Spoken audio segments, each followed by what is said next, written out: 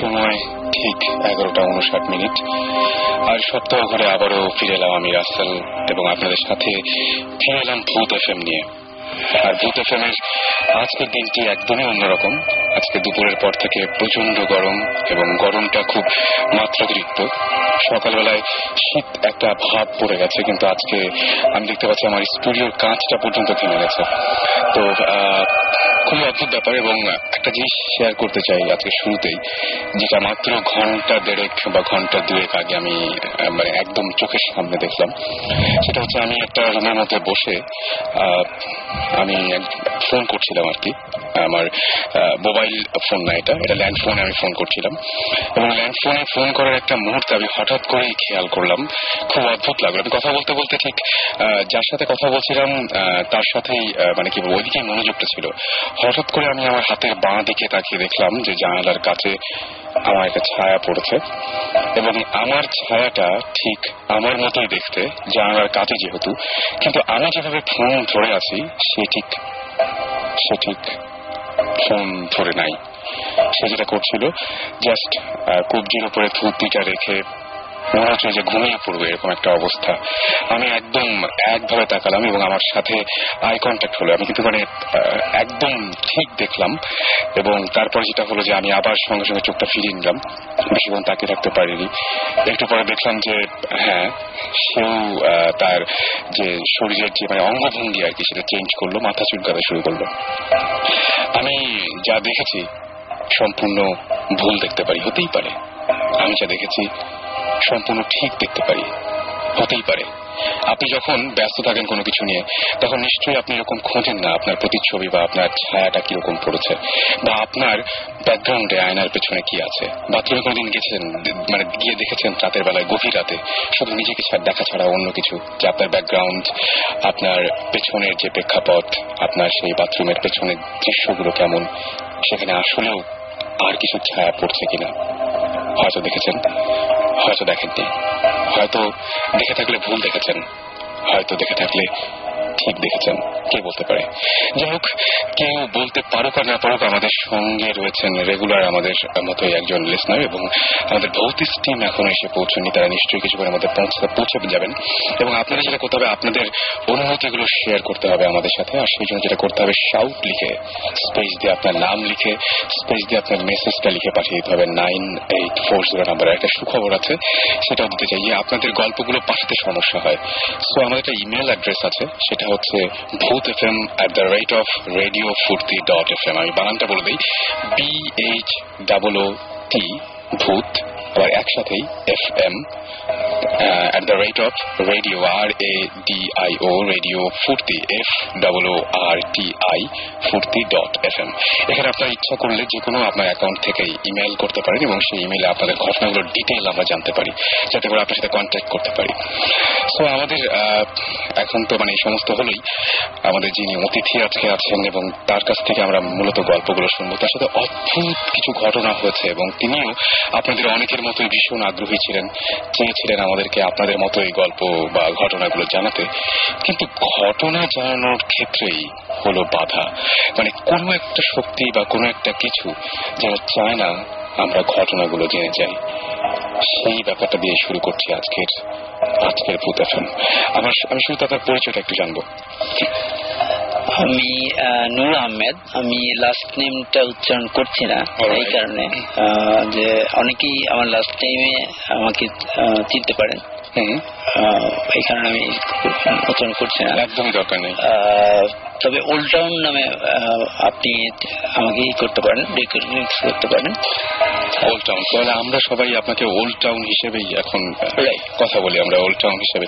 Old town, আপনার তো গল্প ছিল কিছু, এবং সেই গল্পগুলো আপনি আমাদের সাথে শেয়ার করতে চেয়েছিলেন। তারপরে একটা পর্যায়ে আপনি আমাকে SMS করে জানালেন যে আপনি শেয়ার করতে চান না, কারণ কিছু প্রবলেম হচ্ছিল আপনার সাথে। সো পুরো আমরা সেই ব্যাপারটাই জানতে চাচ্ছি, কি হয়েছিল ঘটনাটা, না মানে জাস্ট যেহেতু আপনি ঘটনাটা আসলে শেয়ার করতে চাচ্ছেন না, তো সেই ঘটনাটা শেয়ার করার ক্ষেত্রে কি কি বাধা এসেছিল? প্রথমত আমি যখন আপনাদের এই ভূত এফএম নিয়ে কাজ করার কাজ দেখি, কাজ শুনি, আসলে শুনি, তখনই আমার আগ্রহ জাগে। এবং ছোটবেলা থেকেই আমি প্রচুর কৌতূহলী, যে কোনো বিষয়, বিশেষ করে নর্মাল যদি কোনো কিছু হয় তার প্রতি আমার প্রচুর কৌতূহল থাকে। তো আমার ইচ্ছা ছিল যে আপনাদের সাথে যোগাযোগ করে আমার জীবনে ঘটে যাওয়া কিছু ঘটনা শেয়ার, সেগুলো আপনি আমাদের সাথে বলবেন। তো আমি প্রচুর SMS পাঠিয়েছি, অনেকভাবে, অনেক নাম্বার থেকে, অনেক অ্যাকাউন্ট থেকে, কিন্তু কোনোভাবেই সেটা রিচ করেনি, মানে আমাদের কাছে রিচ করে। রেডিও ফুটেজে যখন কেউ SMS করে সাধারণত তার কাছে একটা রিপ্লাই নোটিফিকেশন যায়, সেই নোটিফিকেশন গুলো আমি পাইনি।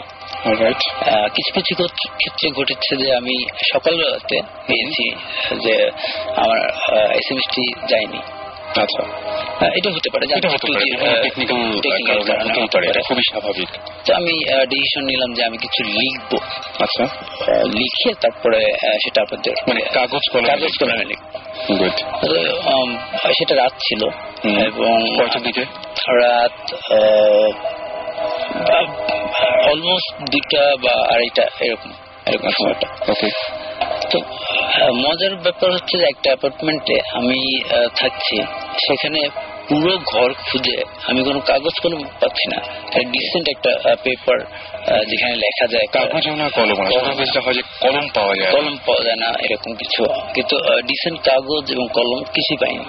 আচ্ছা, শেষে আমাকে ব্যবহৃত কিছু কাগজের উল্টো পাশে আমাকে লিখতে হয়েছে। তো আমি যখন লেখা শুরু করলাম, লেখার শুরুর আগে আমি শুরু করেছিলাম হচ্ছে যে আপনাদের প্রোগ্রামের যে ধারাটা, প্রথম দিকে আপনারা সায়েন্স এবং বিভিন্ন ধরনের যে যৌক্তিক দিকগুলো তুলে ধরছেন, সেইগুলো ছিল, সেগুলো ভালো লাগছিল। কিন্তু পরবর্তীতে টার্ন নিচ্ছিল হচ্ছে গল্প শেয়ারিং, গল্প না আসলে মানে ঘটনার শেয়ারিং গুলোর দিকে। তো আমি ওই দিকে একটু মনোযোগ দিয়েছি। আচ্ছা, তারপরে এক সময় শুরু করলাম আমার অভিজ্ঞতা লেখার। আপনি সেদিন কাগজ কলম কিভাবে পেয়েছিলেন? আমি শেষ পর্যন্ত কাঠ পেন্সিল, আমার ছেলের পেন্সিল এবং অল্প কয়েকটা ব্যবহৃত কাগজ, মানে এক সাইডে লেখা আছে ইউজ করা হয়েছে, ওই ইউজ করা কাগজগুলো আমি ওখানে লিখেছি। আচ্ছা, তো এক সময় আমি দেখতে পেলাম যে, আমি শুনতে পেলাম যে আমার মোবাইলে একটা SMS আসছে। তো আমি সেটা কেয়ার করিনি প্রথমে, অনেক কিছু আসে। তো পরবর্তীতে দ্বিতীয়বার যখন আসলো, তো আমি সাধারণভাবে আমরা দেখি যে কি করেছে। তো ওই SMS-টা কোনো কি রিপ্লাই SMS ছিল বা এরকম কিছু? না। আচ্ছা, শুধু একটা ওয়ার্ড ইংরেজিতে লেখা NO। নো। কে পাঠিয়েছিল এটা? এটার কোনো সেন্ডার নেই। এটার কোনো সেন্ডার নেই, কিন্তু আপনার ইনবক্সে চলে আসলো। এবং তখন আপনি লিখছিলেন, যখন আপনি ঘটনা লিখছিলেন, তখন আপনার মোবাইলে কেউ SMS করে জানালো NO, এবং সেটা কোনো সেন্ডার নাই, কোনো সেন্ডার নেই।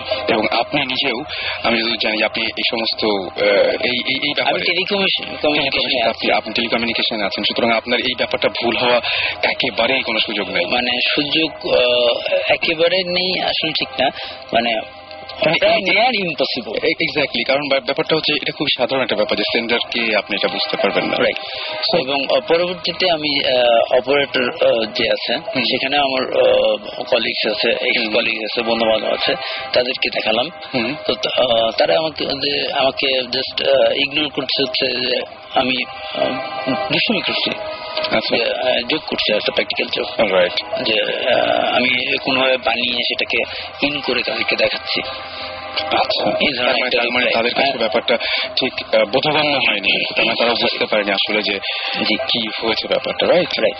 কারণ আমি কারণটা বলিনি যে কোথা থেকে এসেছে ভাই, আমি শুধু তাদেরকে জানতে চেয়েছিলাম যে এটা সেন্টার কি হতে পারে, কিন্তু তারা উত্তর দিতে পারেনি।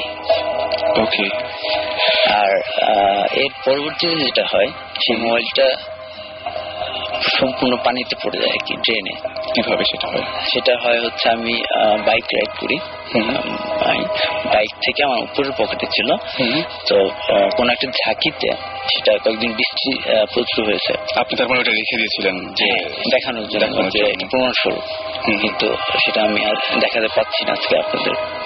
ওকে ওকে। তারপর থেকে শুরু হলো আসলে ঘটনাগুলো।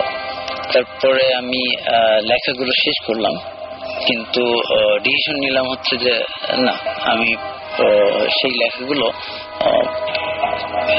কিছু অংশ বাদ দিয়ে আপনাদের কাছে পৌঁছাবো। আচ্ছা, কিছু অংশ কেন বাদ দিবেন? কারণ ওই নোয়ের ব্যাপারের জন্য, যেহেতু এটা একটি মিস্টিরিয়াস ব্যাপার হয়ে যাচ্ছে, তো ওই অংশগুলো বাদ দিয়ে আমি লেখাটা লিখে তৈরি করে রেখে আমি ঘুমিয়ে গেছি। তখন অলমোস্ট সকাল হয়ে গেছে, ভোরের আজান দিচ্ছে, ঘুমিয়ে গেছি। তারপরে পরের অনুষ্ঠানে মানে শুক্রবার ভূত এরকম হয়, তো আমি বৃহস্পতিবারে সকালবেলা রওনা দিয়েছি বাসা থেকে, ওই পেপারস গুলো নিয়ে রওনা দিয়ে সরাসরি আপনাদের স্টুডিওর আশেপাশে এসেছি, এবং প্রায় ঘন্টা খানিকের মতো আমি বিভিন্ন অলিগলি বিভিন্ন জায়গায়। আপনি আমাদের এখানে আসতে চেয়েছিলেন? আসলে আমাদের উদ্দেশ্য ছিল হচ্ছে লেখাটা পৌঁছে দেওয়া, কিন্তু কোনোভাবেই আমি বুঝতে পারতেছিলাম না যে আমি কি কারণে এসেছি। মানে আপনি জাস্ট ভুলে গেছেন যে কেন আপনি এখানে এসেছেন, বা কেন আপনি আমাদের অফিস করছেন। না, আমাদের অফিসের কথা মনে নেই, কিন্তু এটা কি আগে কখনো আপনার এরকম হয়েছে যে মাঝে মাঝে এরকম হচ্ছে বা এরকম ভুলে? না, আমি বাসা থেকে টার্গেট নিয়ে বেরোচ্ছি একটা জায়গায় কাজ করার জন্য, সেটা ভুলার কথা না। আর আমার এখানে মানে সবচেয়ে বড় যে অবাক বিষয়, যে আমি কোনো কিছু নিয়ে বের হইনি, আমি শুধু কাগজ দিয়ে বের হয়েছি, সেটা আপনাদের রেজিস্ট্রেশনে রেখে আমি চলে যাবো। ওকে, এটা ছিল আমার। বুঝতে পেরেছি। কিন্তু আমি কোনো দিশা পাইনি, তাই আমি ফিরে গেলাম। বুঝতে পারছি। ফিরে যাওয়ার পরে তখন আমার মনে হলো যে আমি তো আসলে কাগজগুলো পৌঁছে দেওয়ার জন্য গিয়েছিলাম। মানে তখন আমি রিয়েলাইজ করতে শুরু করলাম যে আসলে এটা কি হচ্ছে। রাইট। মানে আপনি যখন আমাদের অফিসের এই জায়গাটা আসলেন বা গুলশানের আশেপাশে ঘুরে গেছেন, আপনার একবারও মনে পড়েনি যে কেন আপনি এসেছেন বা কি কারণ, এর পেছনে কোনো কিছু আপনি খুঁজে পাননি? ওকে, মানে এটা খুবই খুবই অদ্ভুত টাইপের একটা ব্যাপার। এবং এখনো পর্যন্ত আপনার ওই SMS এর ব্যাপারটা খুব রহস্যজনক, যে কে SMS পাঠিয়েছিল আপনাকে, এবং তারপরে আপনি যে আমাদের অফিস খুঁজে পেলেন না, এই পুরো ব্যাপারটাই খুবই রহস্যজনক। এবং রহস্য শুরু হচ্ছে SMS দিয়ে। ওকে, তো তারপরে যেটা আমরা করলাম যে ঠিক আছে, ফরগেট অল থিংস, কোনো কিছু শেয়ার করবো না।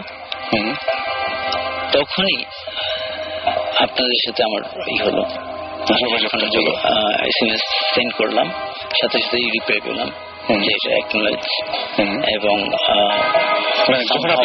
যে আমাদেরকে আসল ঘটনাটা বলবো না, তখন আপনি দেখলেন যে আপনার SMS-টা গেল, এবং আপনার সাথে কমিউনিকেশন আমার হলো। এবং আপনি এখনো নিশ্চয়ই আপনি ডিটারমাইন্ড হয়ে এসেছি যে আমি ওই অংশটুকু, যে অংশটুকু আসলে মূল অংশটুকু, ওই অংশটুকু আমি বাদ দেবেন। তবে মানে আমি এর মাঝখানে একটু বলি যে আমাদের মাঝখানে আবারও মানে ফিরে এসছেন আমাদের সুমন ভাই। সবাই অনেক SMS করে বলেছিলেন যে সুমন ভাই কবে আসবেন, সুমন ভাই কবে আসবেন, এবং ফাইনালি সুমন ভাই আমাদের সাথে এখন। তো সুমন ভাই, সবাই একটু হ্যালো বললে খুব মনে হয় অনেকেই অনেক দিন ধরে ওয়েট করছিল এটার জন্য। হ্যাঁ, আমি কয়েকদিন ছিলাম না, ডেফিনেটলি। লাস্ট কয়টা এপিসোড শাকিব? 10-12টা হবে। এতগুলো না, 4টা। 1 মাস ছিলাম না, দেশের বাইরে ছিলাম। শাকিবরা নিশ্চয়ই অলরেডি বলেছে যে কেন বাইরে। এনিওয়েজ ফিরে এসেছি, এবং কিছু ইন্টারেস্টিং এক্সপিরিয়েন্স হয়েছে, যেটা নিয়ে আমরা একটু পরে আবার আলাপ করবো। জাস্ট টু সে হাই, সবাই হোপফুলি ভালো আছে। এবং আমি যা শুনতে পেলাম যে ভূত এফএম এখন বেশ হিট একটা শো, শুনে খুবই ভালো লেগেছে যে সবাই শুনছে, খুব ভালো। আচ্ছা, ভয় পাচ্ছে, হ্যাঁ, ভয় দেখানোটা তো আমাদের মেইন কাজ অ্যাকচুয়ালি। এনিওয়েজ, আমরা আবার এই যে আমরা ঘটনাটা শুনছিলাম, এটা খুবই মানে অদ্ভুত টাইপের একটা ব্যাপার না? আমি একটু বলি যে ব্যাপারটা কি হয়েছিল, একটু ছোট্ট করে বলি। সেটা হচ্ছে যে উনি আমাদের ভূত এফএম শোনার পরে ওনার একটা ঘটনা ছিল, যে ঘটনাটা আমাদের সাথে শেয়ার করতে চেয়েছিলেন, এবং উনি যখন আমাদেরকে SMS করেন তখন SMS আসে না।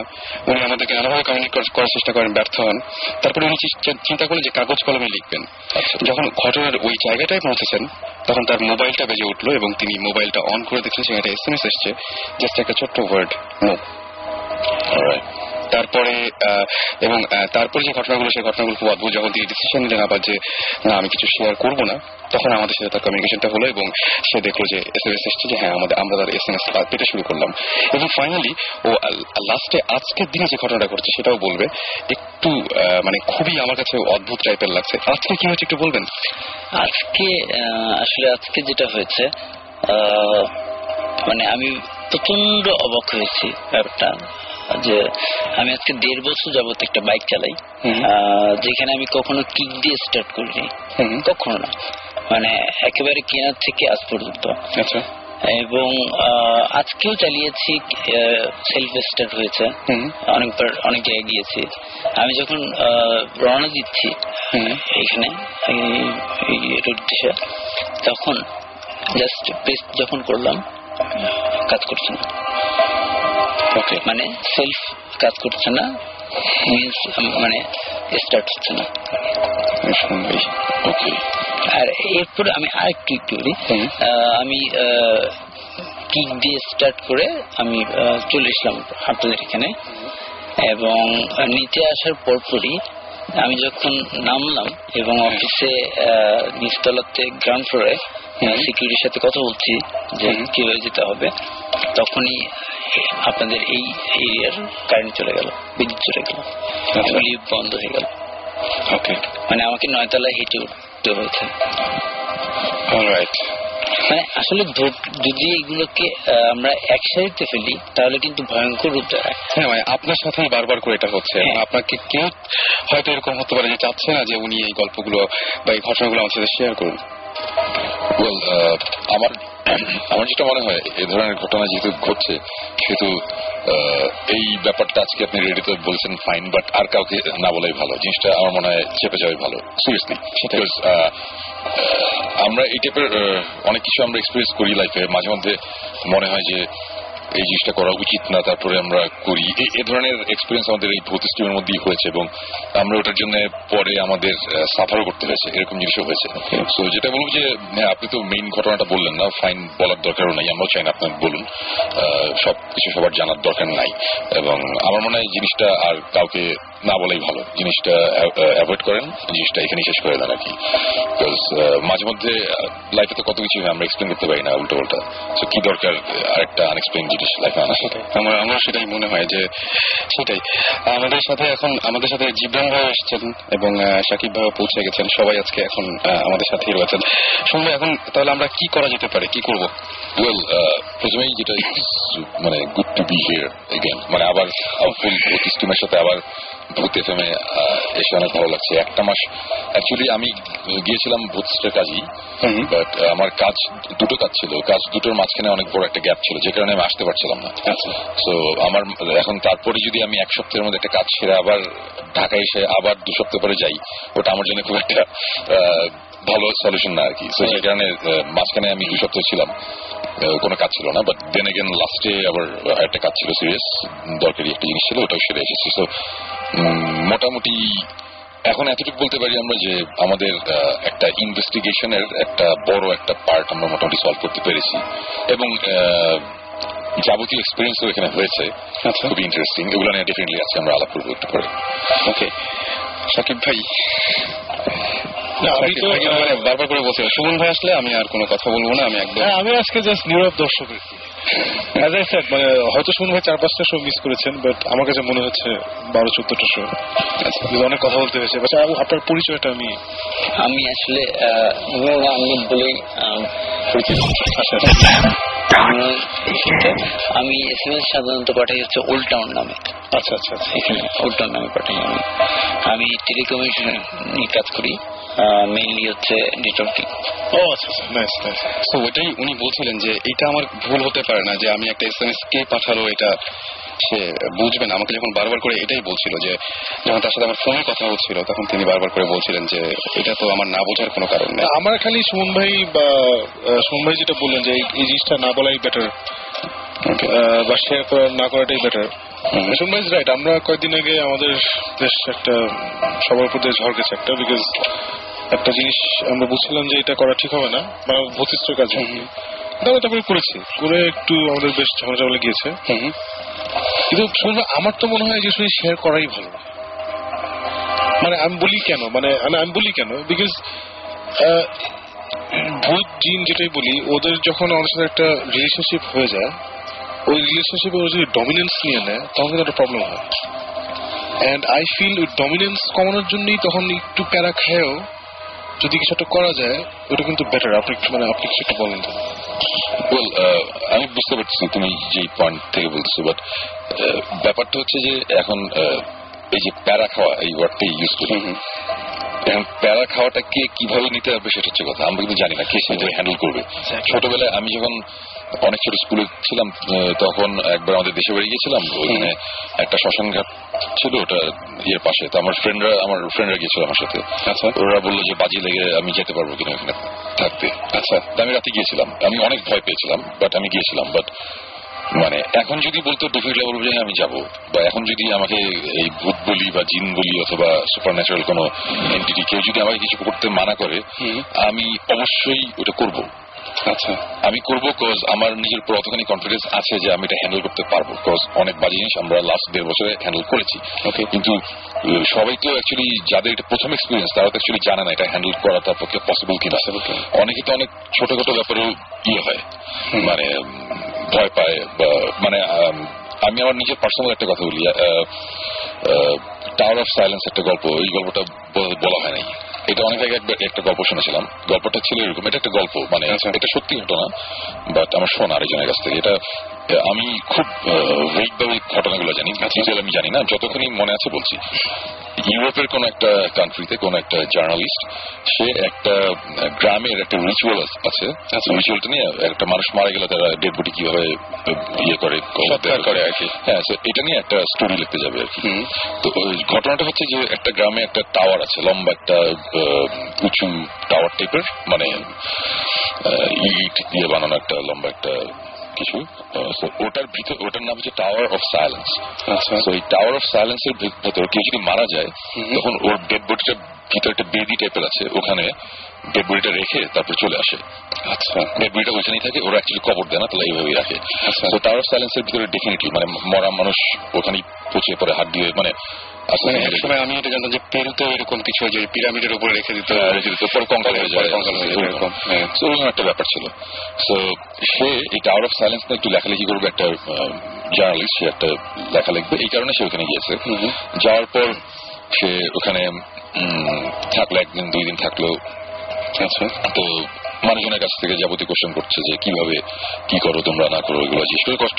এখানে আবার একটা ব্যাপার আছে, টাওয়ার অফ সাইলেন্সে কেউ যদি মারা যায়, সে গ্রামের কোনো একজন মারা গেল, তার ডেড বডিটা ভিতরে নিয়ে যেতে পারবে হচ্ছে একমাত্র ওর খুব ক্লোজ যে মানুষটা, মানে যে মারা গেছে তার খুব ক্লোজ আত্মীয় বা ফ্রেন্ড, মানে যে সবচেয়ে ক্লোজেস্ট, তার ভেতরে যেতে হবে ডেড বডিটা নিয়ে। কিন্তু সে একা তো পারবে না, সাথে ওরা বোধহয় 2 জন কুলি, মানে 2 জন লোক যারা ক্যারি করার জন্য দেয়। ওদের কাজ হচ্ছে গিয়ে বডিটা ভিতরে নিয়ে যাওয়া। আচ্ছা, and they get paid for it, something like that. তো এইসব ইনফরমেশন সে নিচ্ছিল এবং ওই সময় একজন মারা গেল। মারা যাওয়ার সাথে সাথে সরি আমি বলছিলাম ওইখানে এইসব ইনফরমেশন নিত সে এক খুব বয়স্ক এক ভদ্রমহিলার কাছ থেকে। ওই বুড়ি একজন মহিলা, সে একা একা থাকতো, তো তার সাথে জার্নালিস্টরা খুব খাতির হয়ে গেল। তারপর ওর বাসাতে সে থাকা শুরু করলো, ওর বাসাতেই থাকতে দিল এবং সে যাবতীয় ইনফরমেশন নিত ওর কাছ থেকে। তো এইসব ঘটনা ঘটতে ঘটতে কেউ তার মারা যাচ্ছে না, তো সে গিয়ে অ্যাকচুয়ালি দেখতে পাচ্ছে না, আর সে চাইলেও ঢুকতে পারবে না সেটা। তো বুড়ি যে মহিলা, তার আবার কোনো বাচ্চা টাচ্চা কেউ ছিল না, আত্মীয় স্বজন কেউ ছিল না। তো সে এই জার্নালিস্টকে তার নিজের ছেলের মতনই ওর বাসায় রাখলো, আর ও থাকতে থাকতে ওর ভালো লাগছিল। 5 দিন গেল, 7 দিন গেল, 8-10 দিন যাওয়ার পরে হঠাৎ করে মহিলা মারা গেল। মারা যাওয়ার সাথে সাথে এখন তাকে তো টাওয়ার অফ সায়েন্সে নিতে হবে, কিন্তু কারো একজনের যেতে হবে, রিচুয়ালের মধ্যে আছে। এখন কে নিয়ে যাবে, কেউ নেওয়ার নেই, কোনো আত্মীয় স্বজন ফ্রেন্ড কেউ নেই, একা থাকতে। তখন সবাই বলে যে তুমি তো লাস্ট 10 দিন তার সাথেই ছিল, তুমি নিয়ে যাও। তো ও বললো যে আচ্ছা ঠিক আছে আমি নিয়ে যাবো, অসুবিধা নেই। আর ওর একটু মন খারাপ, মহিলার সাথে তারও খুব ভালো একটা সম্পর্ক হয়েছিল, তো মন খারাপ জীবনে স্বাভাবিকভাবে। তো তখন ওই যে 2 জন লোক বডি ক্যারি করা সে সাথে গেল, গিয়ে দেখলো যে ভিতরে এরকম একটা বেদির মতন আছে, একটা টাওয়ার, এবং উপরে খোলা, মানে কোনো ছাদ নাই আর কি, লম্বা একটা গোল শেপের লম্বা একটা টাওয়ারের মতন, উপরে কোনো ছাদ নেই, মাঝখানে বেদিটা রাখা। ওই বেদির ওখানে অনেক কঙ্কাল টঙ্কাল পড়ে আছে অলরেডি, মাটিতে অনেক কঙ্কালের জিনিসপত্র পড়া, হাড্ডি। তো ওইগুলো দেখলো, ও মনে মনে সব পয়েন্ট করলো যেগুলো সে লিখবে। আচ্ছা, তো তারপরে ডেড বডিটা ওখানে রাখলো, ওখানে রাখার পরে সে চলে আসলো। আসার পরে তখন বললো যে তার কাজ শেষ, মানে এখন ওই মহিলাও নাই, মারা গেছে, তো এখানে তার থাকার কোনো কারণ নেই। তো সে তখন চলে গেল। চলে যাওয়ার পর সে লেখাটা যখন প্রায় ফাইনাল করে ফেলছে, যখন এডিটরের কাছে দিবে, তখন দেখলো যে তার 2-একটা কোশ্চেন রয়ে গেছে, যে এটা কি ওটা কি, একটা জিনিস এডিটর তাকে জিজ্ঞেস করেছে তুমি এগুলো ক্লিয়ার করো। তখন সে বললো যে আচ্ছা এটা তো আমি ঠিক জানি না, আমি ওখানে ছিলাম, তারপরে আমার জানা নেই। তখন সে ডিসিশন নিল সে আবার ব্যাক করবে। সে তখন আবার ওই গ্রামটাতে ব্যাক করলো। ব্যাক করার পরে যেটা হলো যে গিয়ে দেখে যে কোইন্সিডেন্স, সেদিন একজন লোক মারা গেছে।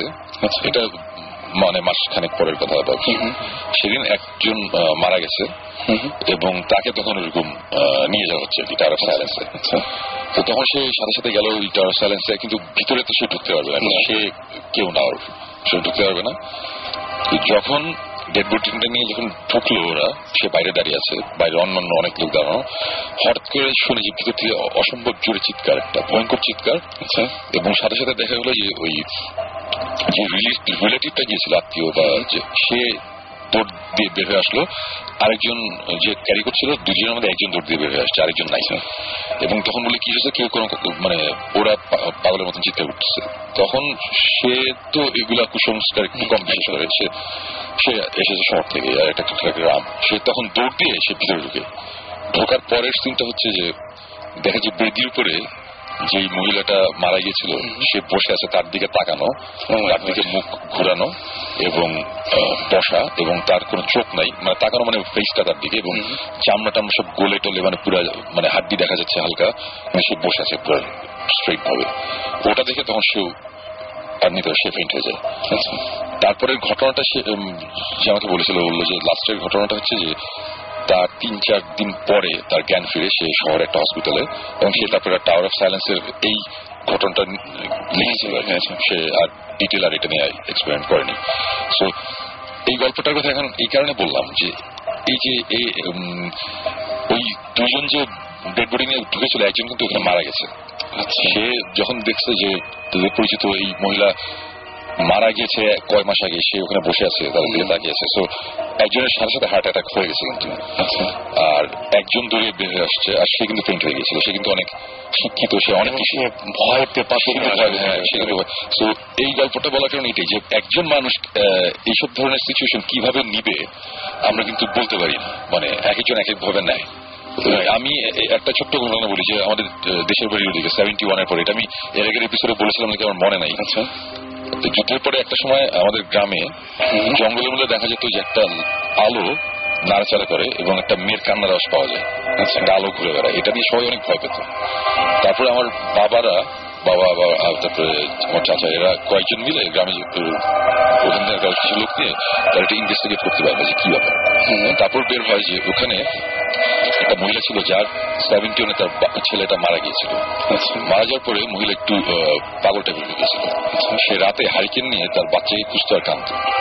তো মানুষজন কিন্তু এটা দেখে অনেক অনেক ভয় পেয়েছে, অনেকে ফেইন্ট হয়ে গেছে, অনেক কিছু হয়েছে।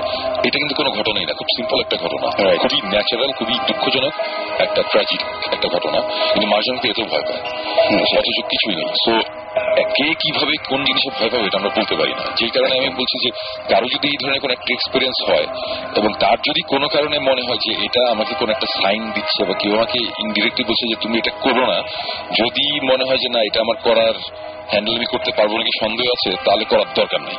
আর যদি মনে হয় যে না মুসলিম পারবো তাহলে করুক, এটা তার ব্যাপার। বাট আমি বলবো যাদের সন্দেহ আছে এটা নিয়ে না ঘাটাঘাটি করাই ভালো। সেটা মনে হয়, কারণ আমার মনে হয় একবার নিজেকে যদি প্রুফ করতে পারে যে আমি এটা হ্যান্ডেল করতে পারবো তাহলে করুক, কোনো অসুবিধা। আমরা কিভাবে আমরা ভৌত স্কিমটা তো এভাবে শুরু হয়েছিল যে উল্টা আপনার কি মনে হয় করতে পারবেন? আপনি কি মনে হচ্ছে যদি আপনাকে জিজ্ঞেস করি যে আলটিমেটলি আপনি বলুন যে আসলে এরকম অভিজ্ঞতা বিভিন্ন সময় হয়েছে, তো ওগুলো আমি ট্যাকেল করেছি এবং ট্যাকেল করেই এখানে আসা। তাহলে বলেন চলে তো আসছেন, আর কি হবে? সেকেন্ড টাইম আসতে বলে আসলেন না, অসুবিধা নেই, চলে আসছে, বলেন। আপনি তাহলে আমার মনে হয় যে কি এখন কি মনে হচ্ছে যে বলবেন? ওই ঘটনা ছাড়া আমি বিভিন্ন অন্যান্য যে ধরনের ঘটনাগুলো আছে সেগুলো বলতে পারি। আচ্ছা, প্রথমে শুরু করি হচ্ছে আমার ছোটবেলা নিয়ে। আচ্ছা, আমার ছোটবেলা খুব রেস্ট্রিক্টেড কেটেছে। তো আমার যে বাড়িটা ছিল পুরনো একটা বাড়ি, যেটা আমার আব্বা কিনে নেন, সেটা জমিদার বাড়ি ছিল। আচ্ছা, তো একটা রুম আমি পাই থাকার জন্য। তো সেই তখন ক্লাস 6 বা 7 এইরকম সময়টুকু। আচ্ছা, তো সেই সময়টা আসলে বয়সন্ধিকাল, অনেক ধরনের চেঞ্জ হয়, অনেক ধরনের দুষ্টমি বা তো যেটা হতো আমার যে কোনো কারণে কোনোভাবে যদি আমি কোনো কাজ করতাম বাইরে, যেটা আসলে আনএক্সপেক্টেবল টু ইয়ঙ্গার বড়দের, আপনাদের যারা সিনিয়র ছিল, আমি ওই রাতে ঘুমানো আমার পক্ষে ওই রকম সম্ভব হতো না। আচ্ছা, প্রচন্ড ভয় আমাকে ধরতো এবং যেটাকে বলে বুয়াই ধরায় বলে বা এরকম এই ধরনের প্রবলেম হতো। কোন একটা অকারেন্স করে যদি আমি বাসায় ফিরতাম এবং ওইরকম ঘুমাতাম, মানে কোনোভাবেই ঘুমাতে পারতাম না। কিন্তু সেই রাতগুলো কিন্তু আমি পার করেছি, ওইরকমই পার করেছি। ওকে, এটা একটা ব্যাপার। আরেকটা ব্যাপার যে ওই রুমটাতে যদি কখনো গেস্ট আসে তো ওই রুমটা ইউজ করতে দেওয়া হতো। আমি তখন শেয়ার করতাম অন্য ভাই বোনদের সাথে। তো ওই রুমে যেসব গেস্ট থেকেছেন তারা দ্বিতীয়বার আর ওই রুমে থাকতে চাননি কখনো এবং ফিরে আসেননি। কেউ কেউ তাদের এক্সপিরিয়েন্স বর্ণনা করে গেছেন এবং কেউ কেউ পুরোপুরি চেপে গেছেন এবং একসময় দেখা গেছে যে তাদের সাথে আমাদের অনেক দূরত্ব তৈরি হয়ে গেছে। আচ্ছা, মানে কেউ আর পরে ওইটা বলেনি যে কি হয়েছে। রাইট। ওই ঘরে আসলে কি হতো আপনি কি জানেন বা এরকম? একটা ঘটনা বলি। ওই রুমটা আসলে ড্রয়িং কাম আমার বেডরুম ছিল। তো সোফা আছে এবং আমার বিছানাতে আছে, বালিশ আছে। তো একদিন আমার আম্মা আমার খুব বকা শুরু করলেন। কি ব্যাপারটা হচ্ছে যে সমস্ত বালিশ কুশন সবগুলো মেঝেতে ফেলা। আচ্ছা, একটা কুশন উড়ে যেতে পারে না, কোনোভাবে পসিবল না যে উড়ে যাওয়া, কিন্তু সেটা মেঝেতে ফেলা এলোমেলো করা। আচ্ছা, এটা আপনি করেননি? আমি করিনি বা অন্য কেউ করেনি? অন্য কেউ। তখন আমি এবং আমার মা ছাড়া বাসায় কেউ আর কেউ ছিল না। তো আম্মা সরাসরি আমাকে ধরুন যে এটা তোর কাজ। আমি যতই ডিনাই করি ততই মা এটা মানতে রাজি না, কারণ উনিও করেননি। স্বাভাবিকভাবে এটা তো মানবেন না উনি। এটা একটা মানে এরকম কি হয়েছে আপনার যে আপনি সাধারণত কোনো সময় এরকম হয়েছে যে একটা কাজ করেছেন কিন্তু পরে আবার ভুলে গেছেন? না, এই ধরনের ঘটনা খুব আমার মনে পড়ে না যে ভুলে গেছি। সত্যি যদি ভুলে দিয়ে থাকি। আচ্ছা আচ্ছা আচ্ছা, সেটাই। তারপর আরেকদিন একটা ঘটনা ঘটেছে, আমি তখন বাসায় ছিলাম না, তো আমার ওই রুমটাকে ঠিকঠাক করে গুছিয়ে রান্নাঘরে চলে গেছেন। তো পরবর্তী রান্নাঘর থেকে বের হয়ে যখন উনি অন্যদিকে যাচ্ছিলেন, তখন উনি দেখতে পাচ্ছি মানে কোন একটা মনে হলো যে আমি ফিরে এসেছি, বাসায় ফিরে এসেছি। কৌতূহলী হয়ে উনি রুমে যান, দেখি কেন ফিরে আসলো, তো কলেজ যাওয়ার কথা হয় না, স্কুলে যাওয়ার কথা। তো যে দেখেন যে দেয়ালে যতগুলো পোস্টার আছে, মানে ক্যালেন্ডার, সেটা অনেক আগের কথা, তখন ক্যালেন্ডার ছবি ছিল, ছবি থাকতো, মানে জন্তু জানোয়ারের ছবি আঁকা যেসব ক্যালেন্ডার বা ছিল সেগুলো উল্টানো। আচ্ছা।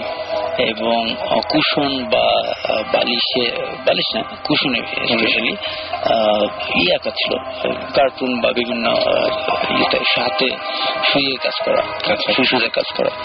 তো সেগুলো পুরোটা উল্টানো, সব ছবিগুলো উল্টে গেছে, মানে উল্টানো, মানে হচ্ছে একদিকে সাদা একদিকে বিছানার কাভারটা উল্টানো, তারপরে ছবিগুলো উল্টানো, এরকম টাইপের কিছু একটা, এরকম। ওকে, এটা তো বেশ অন্যরকম একটা কথা, কারণ মনে হচ্ছে উল্টানোর ব্যাপারটা আমার কাছে খুব ইন্টারেস্টিং লাগছে। এই উল্টো ছবি, উল্টো জিনিসপত্রের সাথে আমরা এখন পর্যন্ত রিসার্চ করে যা বের করতে পেরেছি, মানে সাক্ষাৎ শয়তান যেটা বলে, মানে ডেভিল ওয়ার্শিপ করা বা ডেভিল এই টাইপের কিছু যদি আমরা কিছু দেখি, সেখানে উল্টো ব্যাপারটা থাকে আর কি।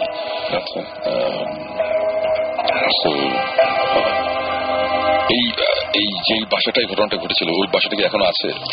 আনফরচুনেটলি আসলে ওটা ভেঙে ফেলা হয়েছে।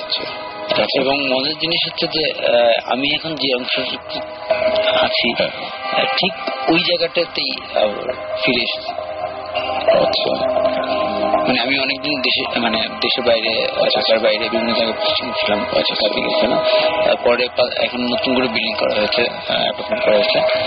তো যে অংশটুকু, যে বেডরুমটা অ্যালোকেট করা হয়েছে আমাকে, ওটাই ওই পজিশনে আমি। আচ্ছা, ওইখানেই এখন অ্যাপার্টমেন্ট উঠেছে এবং আপনার যে রুমটা হচ্ছে ওই আগের বাসা, আগের ছিল ওই জায়গায়। আচ্ছা, আপনি কোন ফ্লোরে আছেন এখন, আর আগে ওই বাসাটা কোন ফ্লোর ছিল? আমি আছি এখন 3rd ফ্লোরে, 4তলাতে। আগে বাসাটা কি একতলা ছিল না দোতলা ছিল? 3তলা ছিল। 3তলা ছিল। আপনার নিচের তলায় কে থাকে এখন? কে থাকে মানে নাম জানা দরকার নেই, এই মুহূর্তে হচ্ছে ডুপ্লেক্স। আচ্ছা, নিচে হচ্ছে আম্মা। আচ্ছা, এবং আমার এখন ওখানে কোনো সমস্যা হয় না নাকি? এখন এই ধরনের কোনো মানে সরাসরি কোনো সমস্যা হয় না। কিন্তু যে সমস্যাগুলো হলো, সেই সমস্যাগুলো কিন্তু বাসাতেই হয়েছে, যে লিখতে গিয়ে কাগজ কলম খুঁজে না পাওয়া, তারপরে লেখার মাঝখানে SMS পাওয়া, এগুলো কিন্তু আবার ওইখানেই হচ্ছে। এই টাইপের জিনিসপত্র তো অ্যাকচুয়ালি কি বলবো, আমি যেটা বলবো যে এই টাইপের সিনারিও আমাদের মানে এরকম হয়েছে যে আমরা স্পেসিফিক একটা বাসাতে যাচ্ছি ইনভেস্টিগেশনের কারণে, আমরা যাব কিন্তু আমরা অনেক সিগন্যাল পেয়েছি যে না, এখানে যাওয়া ঠিক না। এই ধরনের ঘটনা কিন্তু আমাদের মধ্যেই হয়েছে। ইভেন এরকম একদিন ঘটনা ঘটেছে যে জিব্রানের মা আন্টি, উনি কল দিয়ে বলেছে বাসায় আসতে। আমরা তখন যাচ্ছিলাম এক স্পেসিফিক একটা জায়গায়। তারপরে বাসায় যাওয়ার পরে উনি বলেছে, দেখো বাবা, তোমরা তো এরকম খারাপ একটা জায়গায় যাচ্ছ।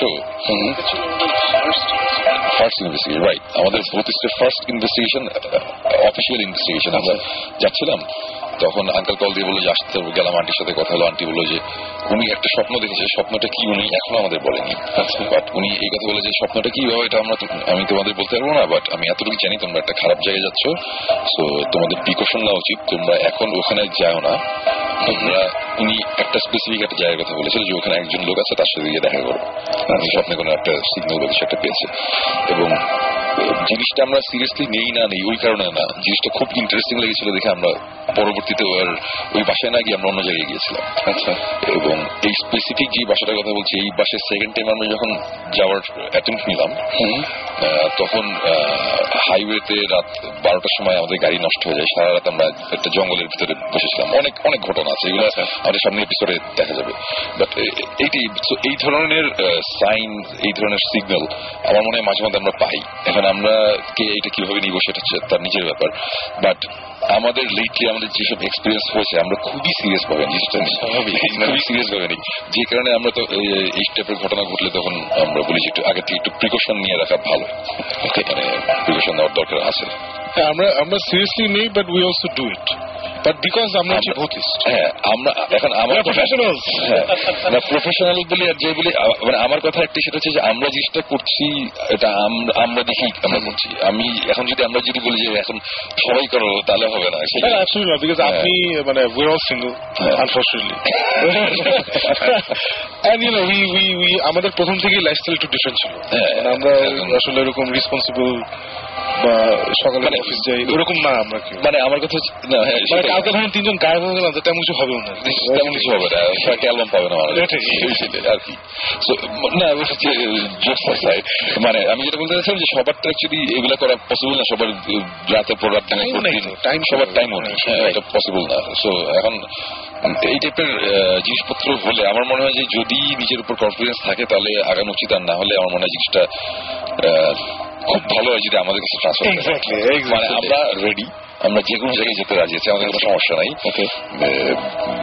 আমরা এরকম একটা কুয়ার নিচেও আমরা নেমেছি যেখানে মানুষজন নামলে নাকি আর উঠে না, মারা যায় ভিতরে। আমাদের অক্সিজেন সিলিন্ডার মাস্টার্স নিয়ে আমাদের নামতে হয়েছে, কিন্তু আমরা নেমেছি দেখার জন্য যে কমিউনিটি অ্যাকচুয়ালি কি।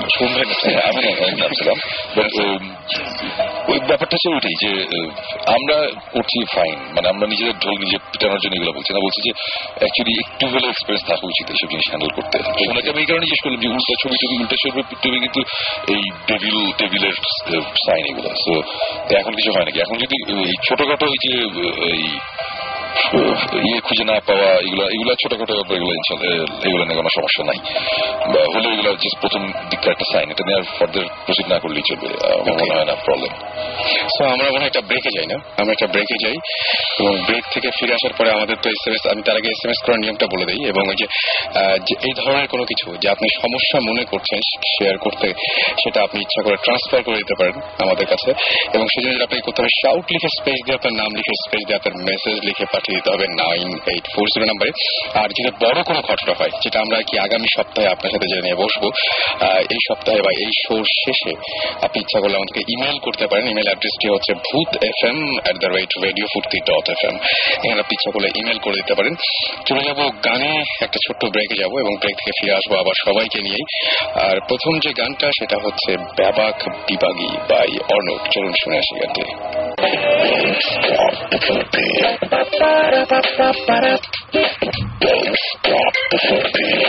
Radio Furti 88.0 FM.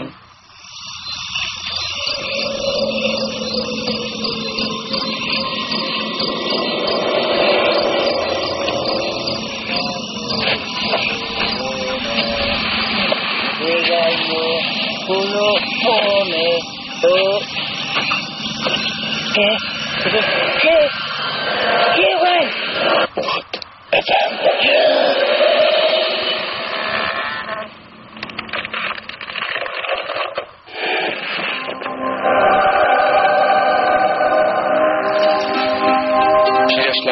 আরো একবার আমি রাসেল এবং শুনছেন সবসময় রেডিও ফুর্তি, চলছে ভূত FM। আর ভূত FM এ SMS তো বেশ কিছু আছে, তবে তার একটা ফোন কল নিব। আর এই মুহূর্তে আমাদের সাথে ফোনে রয়েছেন, তার নামও রাসেল, তার সঙ্গে আমরা একটু কথা বলি। এবং আমি বলি যে আমাদের সাথে এখন জিবরান ভাই, সাকিব ভাই এবং সুমন ভাই সবাই আছেন, আপনাকে সবাই শুনতে পাচ্ছেন। হ্যালো। জি হ্যালো। হ্যালো, হ্যাঁ জি, কেমন আছেন? জি ভালো। ভালো আছেন, ওকে। আপনি আমাদেরকে SMS করেছিলেন এবং বলেছিলেন যে তা আপনার বেশ কিছু ঘটনা আছে, সেই ঘটনাগুলো একটু আমাদের সাথে শেয়ার করবেন।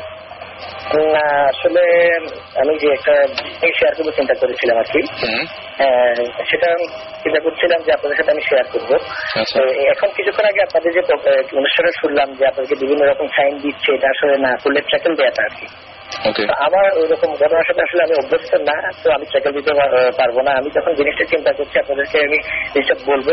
আমি কিছুক্ষণ আগে দেখছি আমার মাথাটা ব্যথা করতেছে, প্লাস চোখ ঝাপসা মনে হচ্ছে, ডিফারেন্স মনে হচ্ছে। সাধারণত আমি এরকম হয় না আর কি, আমার এরকম হয় না। তো আমি আসলে চাচ্ছি না শেয়ার করতে জিনিসটা।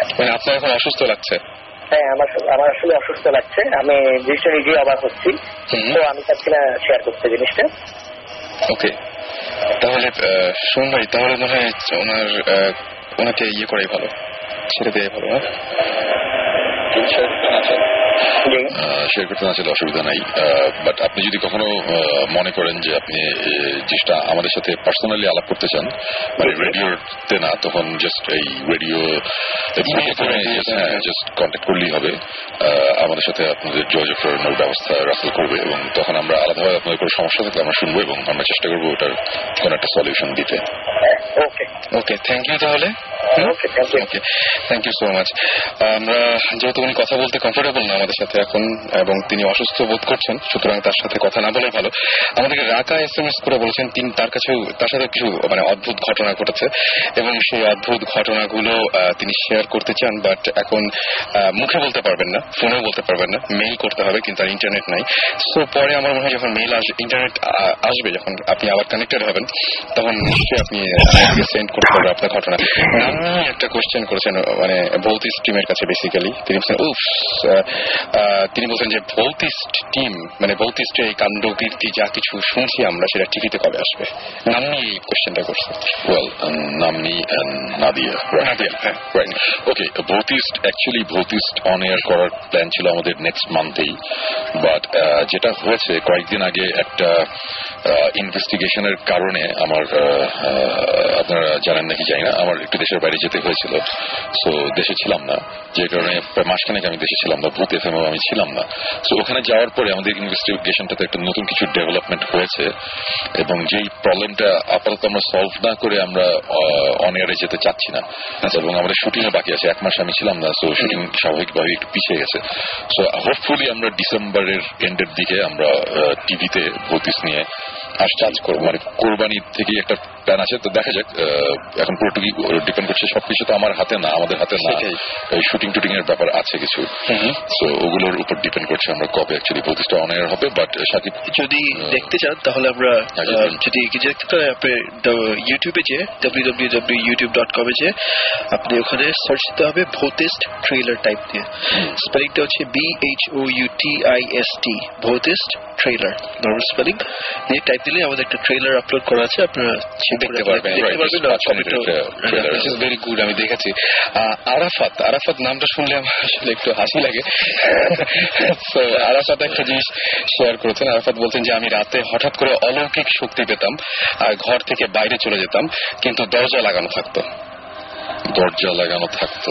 রাইট, এটা জিনিসটা খুবই ইন্টারেস্টিং লাগছে। আমি এরকম কেস আছে আমরা পেয়েছি যে ঘুম থেকে ওঠার পর দেখা গিয়েছে সে হয়তো বা টঙ্গী ব্রিজের সামনে দাঁড়িয়ে আছে, যে কিনা থাকে হচ্ছে গুলশান 1 নম্বরে। এরকম ঘটনা আমরা পেয়েছি। ইনফ্যাক্ট আমার এক ফ্রেন্ডের, ছোটবেলায় এটা দেখেছিলাম, আমার এক ফ্রেন্ডের বোন, সে ঘুম থেকে ওঠার পরে দেখা গিয়েছে যে তার পায়ের নিচে কাটা, কাচ লেগে আছে, বাট এটা কিভাবে হয়েছে কেউ ধরতে পারছিল না। তারপর বের হলো যে সে নাকি ঘুমের মধ্যে হেঁটে বের হয়ে যেত, দরজা খুলে বের হয়ে, পাশে একটা কনস্ট্রাকশন সাইট ছিল, ওখানে হাঁটতো, ওইখানে কাজটা ছিল, ওই কাঁচও ময়লা সব পায়ে লেগে সে আবার ঘরে ঢুকে আবার দরজা লাগিয়ে দিত, বাট দরজা বন্ধ আপনি বাইরে। এটা খুব ইন্টারেস্টিং, সেটাই। এবং যে অলৌকিক শক্তি, এই যে শক্তির ব্যাপারটা, এটাও খুব অদ্ভুত লাগলো আমার কাছে, যে এই শক্তি হঠাৎ করে শক্তি পাওয়া, মানে যতটুকু না তার চেয়ে অনেক বেশি শক্তি পাওয়া, এটা কিভাবে সম্ভব? শক্তির ব্যাপারটা অলৌকিক হতো, মানে এরকম মানে এরকম জিনিস তো আমরা দেখেছি যে খুবই কি বলবো, যে একটা মানুষ যার অতটা ফিজিক্যাল স্ট্রেংথ নেই, কিন্তু কোন একটা সার্টেন সিচুয়েশনে যাওয়ার পরে সে অসম্ভব শক্তি সে পেয়েছে। একসাথে 3-4 জনকে আমরা একবার এই সাভারের একটু বাইরে একটা জায়গায় আমরা 3 জন গিয়েছিলাম একবার, একটা যে একজনকে নাকি জিনে ধরেছে, এটা জিনিস, এক মহিলাকে, এবং আমরা নিজের চোখে দেখেছি সে তাকে 2-3 জন ধরে রাখতে পারছে না, মানে পুরুষ মানুষ, শক্তিশালী লোকজন, ও জাস্ট ধাক্কা দিয়ে ছিটকে ফেলে দিচ্ছে আর কি। এগুলো আমাদের নিজের চোখের সামনে দেখা। সো ডেফিনেটলি এই ধরনের কোনো মানে প্রসেস হলে হ্যাঁ অথবা এই ধরনের কিছু একটা হতে পারে, বাট দরজা বন্ধ উনি বাইরে এটা কিভাবে হচ্ছে আমি এটা বলতে পারছি না আসলে। এটা খুব ইন্টারেস্টিং একটা এই জিনিসটা যদি আবার যদি কখনো হয় বা এই ধরনের ঘটনা ঘটতে থাকলে ডেফিনেটলি আমাদের জানালে আমরা এটা নিয়ে দেখতে পারি যে ব্যাপারটা অ্যাকচুয়ালি কি হচ্ছে। ওকে, আরেকজন লিখেছেন, তার নামটা তিনি লিখেছেন যে আমি আগের উইকে এফএম শুনে যখন ঘুমাতে গেলাম তখন কিছু হলো আমার সাথে, লাইট অফ কখন হলো, মানে জাস্ট কোন একটা কিছু হয়েছে তিনি বুঝতে পারেনি, কখন লাইট অফ হলো, কখন তিনি ঘুমালেন, কোনো কিছু তার মনে নাই আর কি, এবং তার মনে হচ্ছে মাঝে মাঝে কেউ তাকে অনেক নাড়াচ্ছে আর কি। ওকে, মানে কেউ তাকে ধরে নাড়াচ্ছে এরকম টাইপের মনে হচ্ছে, ধরে নাড়াচ্ছে মানে কেউ ঝাঁকাচ্ছে এরকম টাইপের কিছু। এই ঝাঁকানোর ব্যাপারটা আসতেই আমি ছোট একটা ঘটনা মনে পড়েছে, সেটা হচ্ছে যে আমি এবং শিশির আমার অর্থহীন ব্যান্ডের গিটারিস্ট, আমরা দুজন একবার গিয়েছিলাম আমাদের কিছু গিটার ইনস্ট্রুমেন্ট কিনতে হবে, তো আমরা গিয়েছিলাম ব্যাংককে। আচ্ছা, শিশির তার দুটো গিটার কিনলো, আমি আমার বেস প্রসেসর কিনলাম, আরো জিনিসপত্র মিউজিক্যাল ইনস্ট্রুমেন্টস কেনার পরে আমরা রাতে একটা মুভি দেখলাম, মুভিটা দেখে হোটেলে ফিরেছি। তো হোটেলে আমাদের দুটো সিঙ্গেল বেড, শিশির একটা বেড আমার একটা বেড। তো শিশির সকালবেলা আমাকে বললো যে শোন ভাই আপনি কি রাতে কিছু একটা হয়েছিল? আমি বললাম যে কেন কি? বললো যে মনে হচ্ছিল যে আপনি মানে ফার্স্ট টাইম মনে হলো যে আপনি কাঁপছেন, আপনার মুখ দিয়ে একটা আওয়াজ আসছে, আমি ভয় পেলাম। তারপর মনে হলো যে পুরো খাট কাঁপছে, মানে কেউ আপনাকে ঝাঁকাচ্ছিল, তারপর মনে হলো যে পুরো খাট ধরে ঝাঁকাচ্ছে, এরকম একটা জিনিস হয়েছে। বাট আমি ঠিক বুঝলাম না কি হয়েছে, একটু ভয় লাগছে, আমি আর আপনাকে উঠাইনি, মানে সে শুয়ে পড়ছে আর কি, ইয়ে করে নাই, বর্ডার করে নাই। আচ্ছা, তো এই জিনিসটা এখন এটা তো আমি এক্সপিরিয়েন্স অ্যাকচুয়ালি করি নাই, করছে শিশির, সে দেখছে। অ্যাকচুয়ালি কি হয়েছে আমি জানি না, বাট এই টাইপের জিনিসপত্র যে অনেকে আবার একটা কথা বলে যে বোবায় ধরে, এই একটা ওয়ার্ড বোবায় ধরে। রাত্রিবেলা অনেক সময় মানুষজনের এরকম স্বপ্নে এরকম একটা জিনিস হয় যে কোন একটা ভয়ঙ্কর একটা কিছু হচ্ছে এবং সে মুখ দিয়ে আওয়াজ আসছে না, কথা বলতে পারছে না, দম বন্ধ হয়ে যাচ্ছে, এরকম একটা জিনিস হয়। এটা আমার লাইফে আমার অনেকবার হয়েছে এবং একটা ঘটনার সাথে একটা ঘটনা কানেক্টেড। আমি অন্য একটা ঘটনায় যাচ্ছি, সেটা হচ্ছে যে তখন ফুয়াদ আমার বাসায় থাকতো। আচ্ছা, তো আমরা দুজন একসাথে থাকতাম একই বিষয়ে। তো একদিন রাতে ফুয়াদ কাজ করছে স্টুডিওতে, আমি তখন আমার রুমে, আমি আমার বেডরুমে। আচ্ছা, হঠাৎ করে ফুয়াদ এসে বলে যে শুন ভাই আপনি কি আমার রুমে আসছিলেন, স্টুডিওতে আসছিলেন? আমি বললাম না আসিনি। বলে ও মাই গড, আমি বললাম কেন?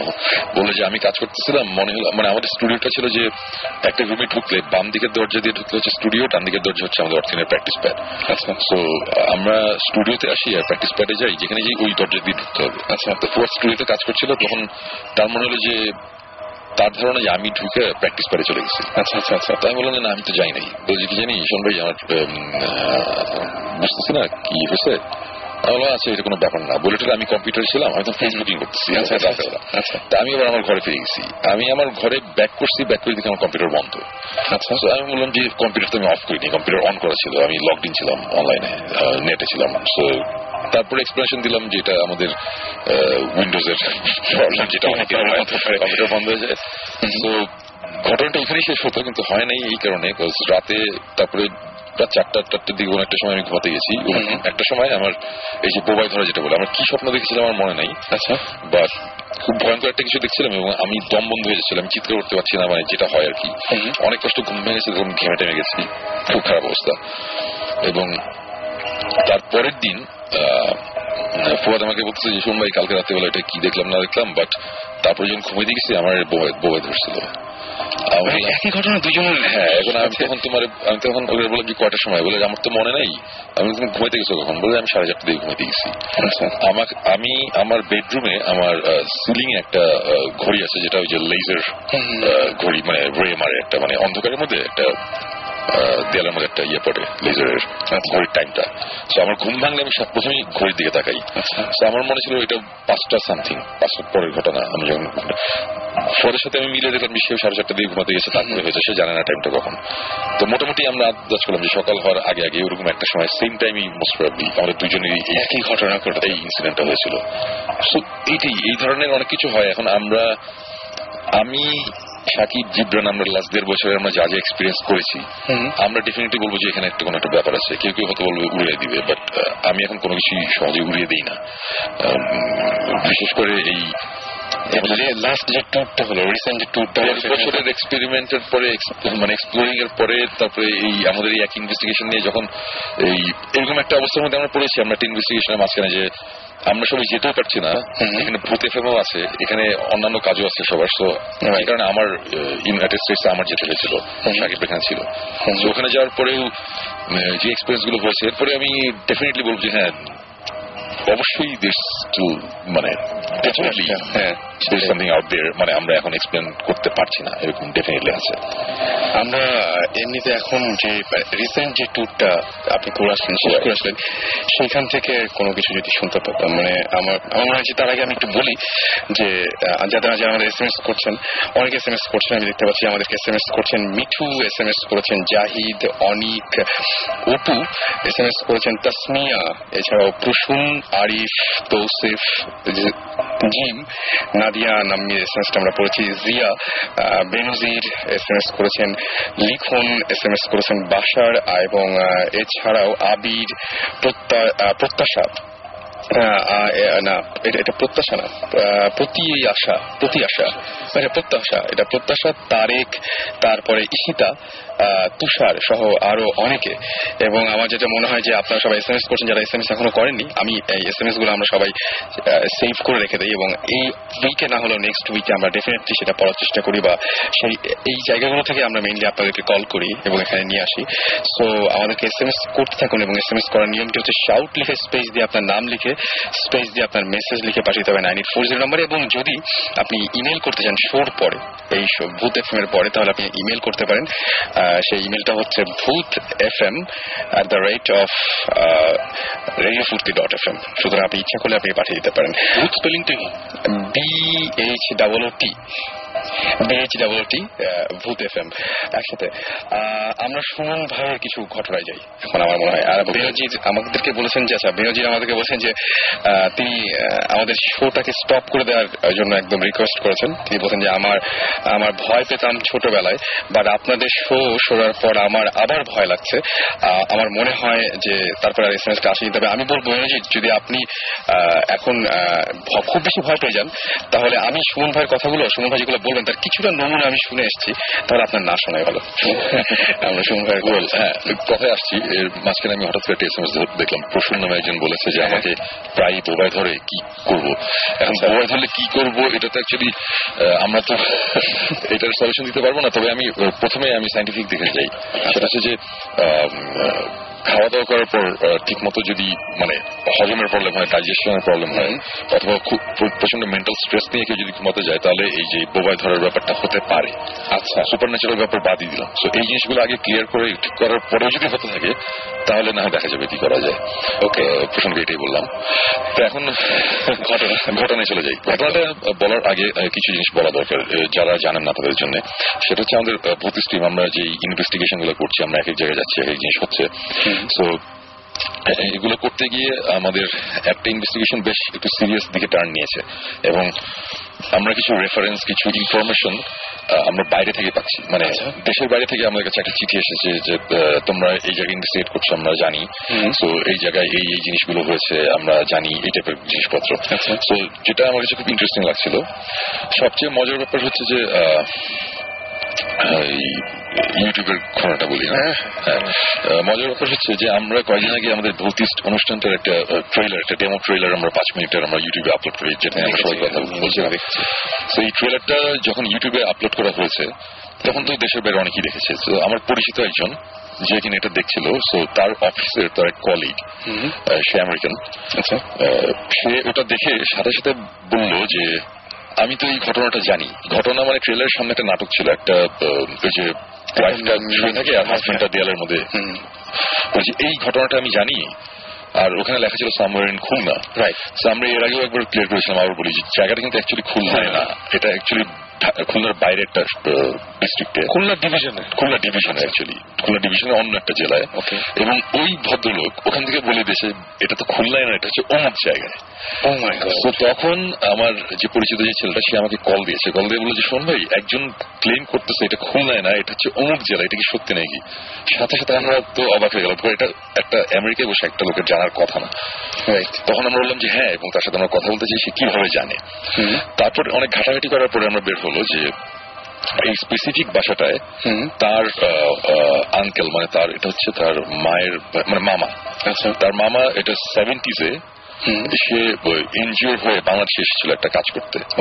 সো ওই ভদ্রলোক আবার একটু অন্যরকম, একটু এই টাইপের অ্যাডভেঞ্চারাস টাইপের একটা লোক ছিল।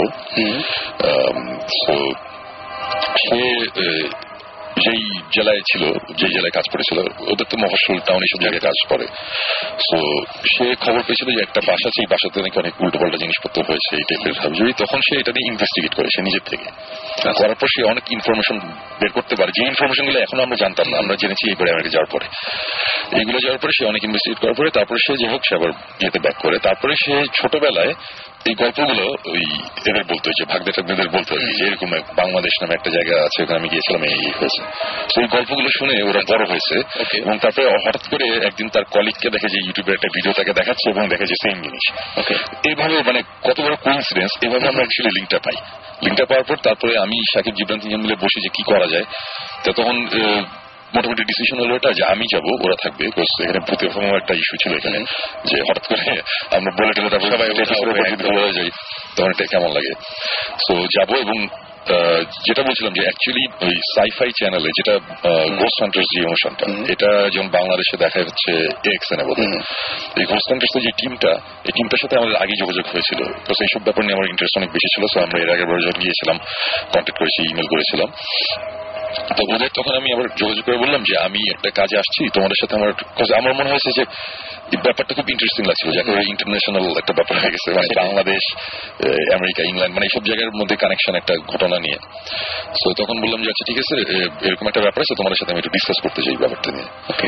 ওরা খুব ফ্রেন্ডলি, খুব নাইস, বলো যে ইউর মোস্ট ওয়েলকাম, তুমি যে কোনো সময় আসতে পারো, কোনো অসুবিধা নাই। তারপর আমি গেলাম। যাবার পরে ইন্টারেস্টিং ব্যাপার যেটা হলো সেটা হচ্ছে যে গোস্ট হান্টার্সে 1.5-2 বছর আগে একটা এপিসোড দেখিয়েছিল ওয়েস্ট ভার্জিনিয়াতে একটা লিউনেটিক অ্যাসাইলাম আছে, মানে আমরা যেটাকে পাগলাগারদ বলি আর কি। তো এটা 1850 সাল বা ওরকম কোন একটা সময় করা, অনেক পুরনো একটা ক্যাসেল টাইপের বিশাল বড় একটা জায়গা ওয়েস্ট ভার্জিনিয়া একটা গ্রামের ওইদিকে। তো ওই লিউনেটিক অ্যাসাইলামের উপরে তারা একবার ইনভেস্টিগেশনের জন্য একটা এপিসোড করেছিল, ইনভেস্টিগেট করতে গিয়েছিল। এবং ওখানে অনেক কিছু হয় এবং তারা তারপরে ঘোষণা দেয় অফিসিয়ালি যে দিস প্লেস ইজ হন্টেড। এটা হচ্ছে 1.5 বছর আগে।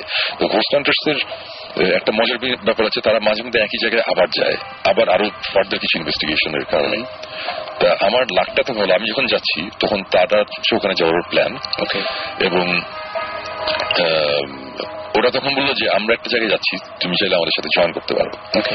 তো আমি তো খুবই খুশি, মানে এই চান্সটা হারানো যায় না। সেটাই। তা ওরা ধরে নিয়েছিল যে আমরা অ্যাটলিস্ট 2 জন আসবো। তা আমি একা গিয়েছি। তখন ওরা আবার আমাদের সাথে কথা বলো, তোমরা বাংলাদেশ থেকে তোমাদের দেখেছি, মানে ওরা আবার আমাদের সম্বন্ধে খোঁজ খবর নেয় ঠিকই। দিকে তারাও ট্রেলার টেলার দেখছে, তারা খুব ইমপ্রেসড। মানে আমি খুব খুশি ছিলাম, মানে আমি এত এক্সাইটেড ছিলাম। আমি কল দিয়ে সাকিব জিবরান বলেছি, ওরা ভোটেস্টের নাম জানে, ওরা আমাদের ট্রেলার দেখছে এই হাবি জাবি এগুলো নিয়ে। তো এনিওয়েজ তারপরে আমার ওখানে আমার একটা ছোট ভাই ছিল ক্লোজ ফ্রেন্ড, তো ওকে বললাম যে এরকম 2 জন যেতে পারবে, তুমি চাইলে আমার সাথে যেতে পারো। তখন বললো যে ঠিক আছে। আর আরেকটা কারণ ছিল ওর গাড়ি আছে, তো আমি ভার্জিনিয়াতে ভার্জিনিয়া না, তমালের সাথে আমার খুব ভালো কথা। তো ভার্জিনিয়া থেকে তমাল যে আর্টসেলের অরিজিনাল ড্রামার। আচ্ছা, আর্টসেলের প্রথম সাজু আসার আগে যে ড্রামার ছিল, তান্ত্রিক নামে ছিল তখন, ওই ড্রামার সে এখন ভার্জিনিয়াতে থাকে, তার খুব ভালো একটা ব্যান্ডও আছে, আইরিস ডিভাইন। এনিওয়েজ পরে আমি আর পুরো ভার্জিনিয়া থেকে ওয়েস্ট ভার্জিনিয়া রাইড, মানে রোড ট্রিপ আমরা গেলাম। যাওয়ার পরে প্রথমে যখন ওই মানে ওই অ্যাসাইলামটাতে ঢুকছি, বাই দ্য ওয়ে 1850 কততে এই অ্যাসাইলামটা হয়েছিল, এটা অনেক বছর হয়ে গেছে বন্ধ হওয়ার কারণ হচ্ছে ওখানে 200-র উপরে মানুষ মারা গেছে, শোনা কথা আর কি।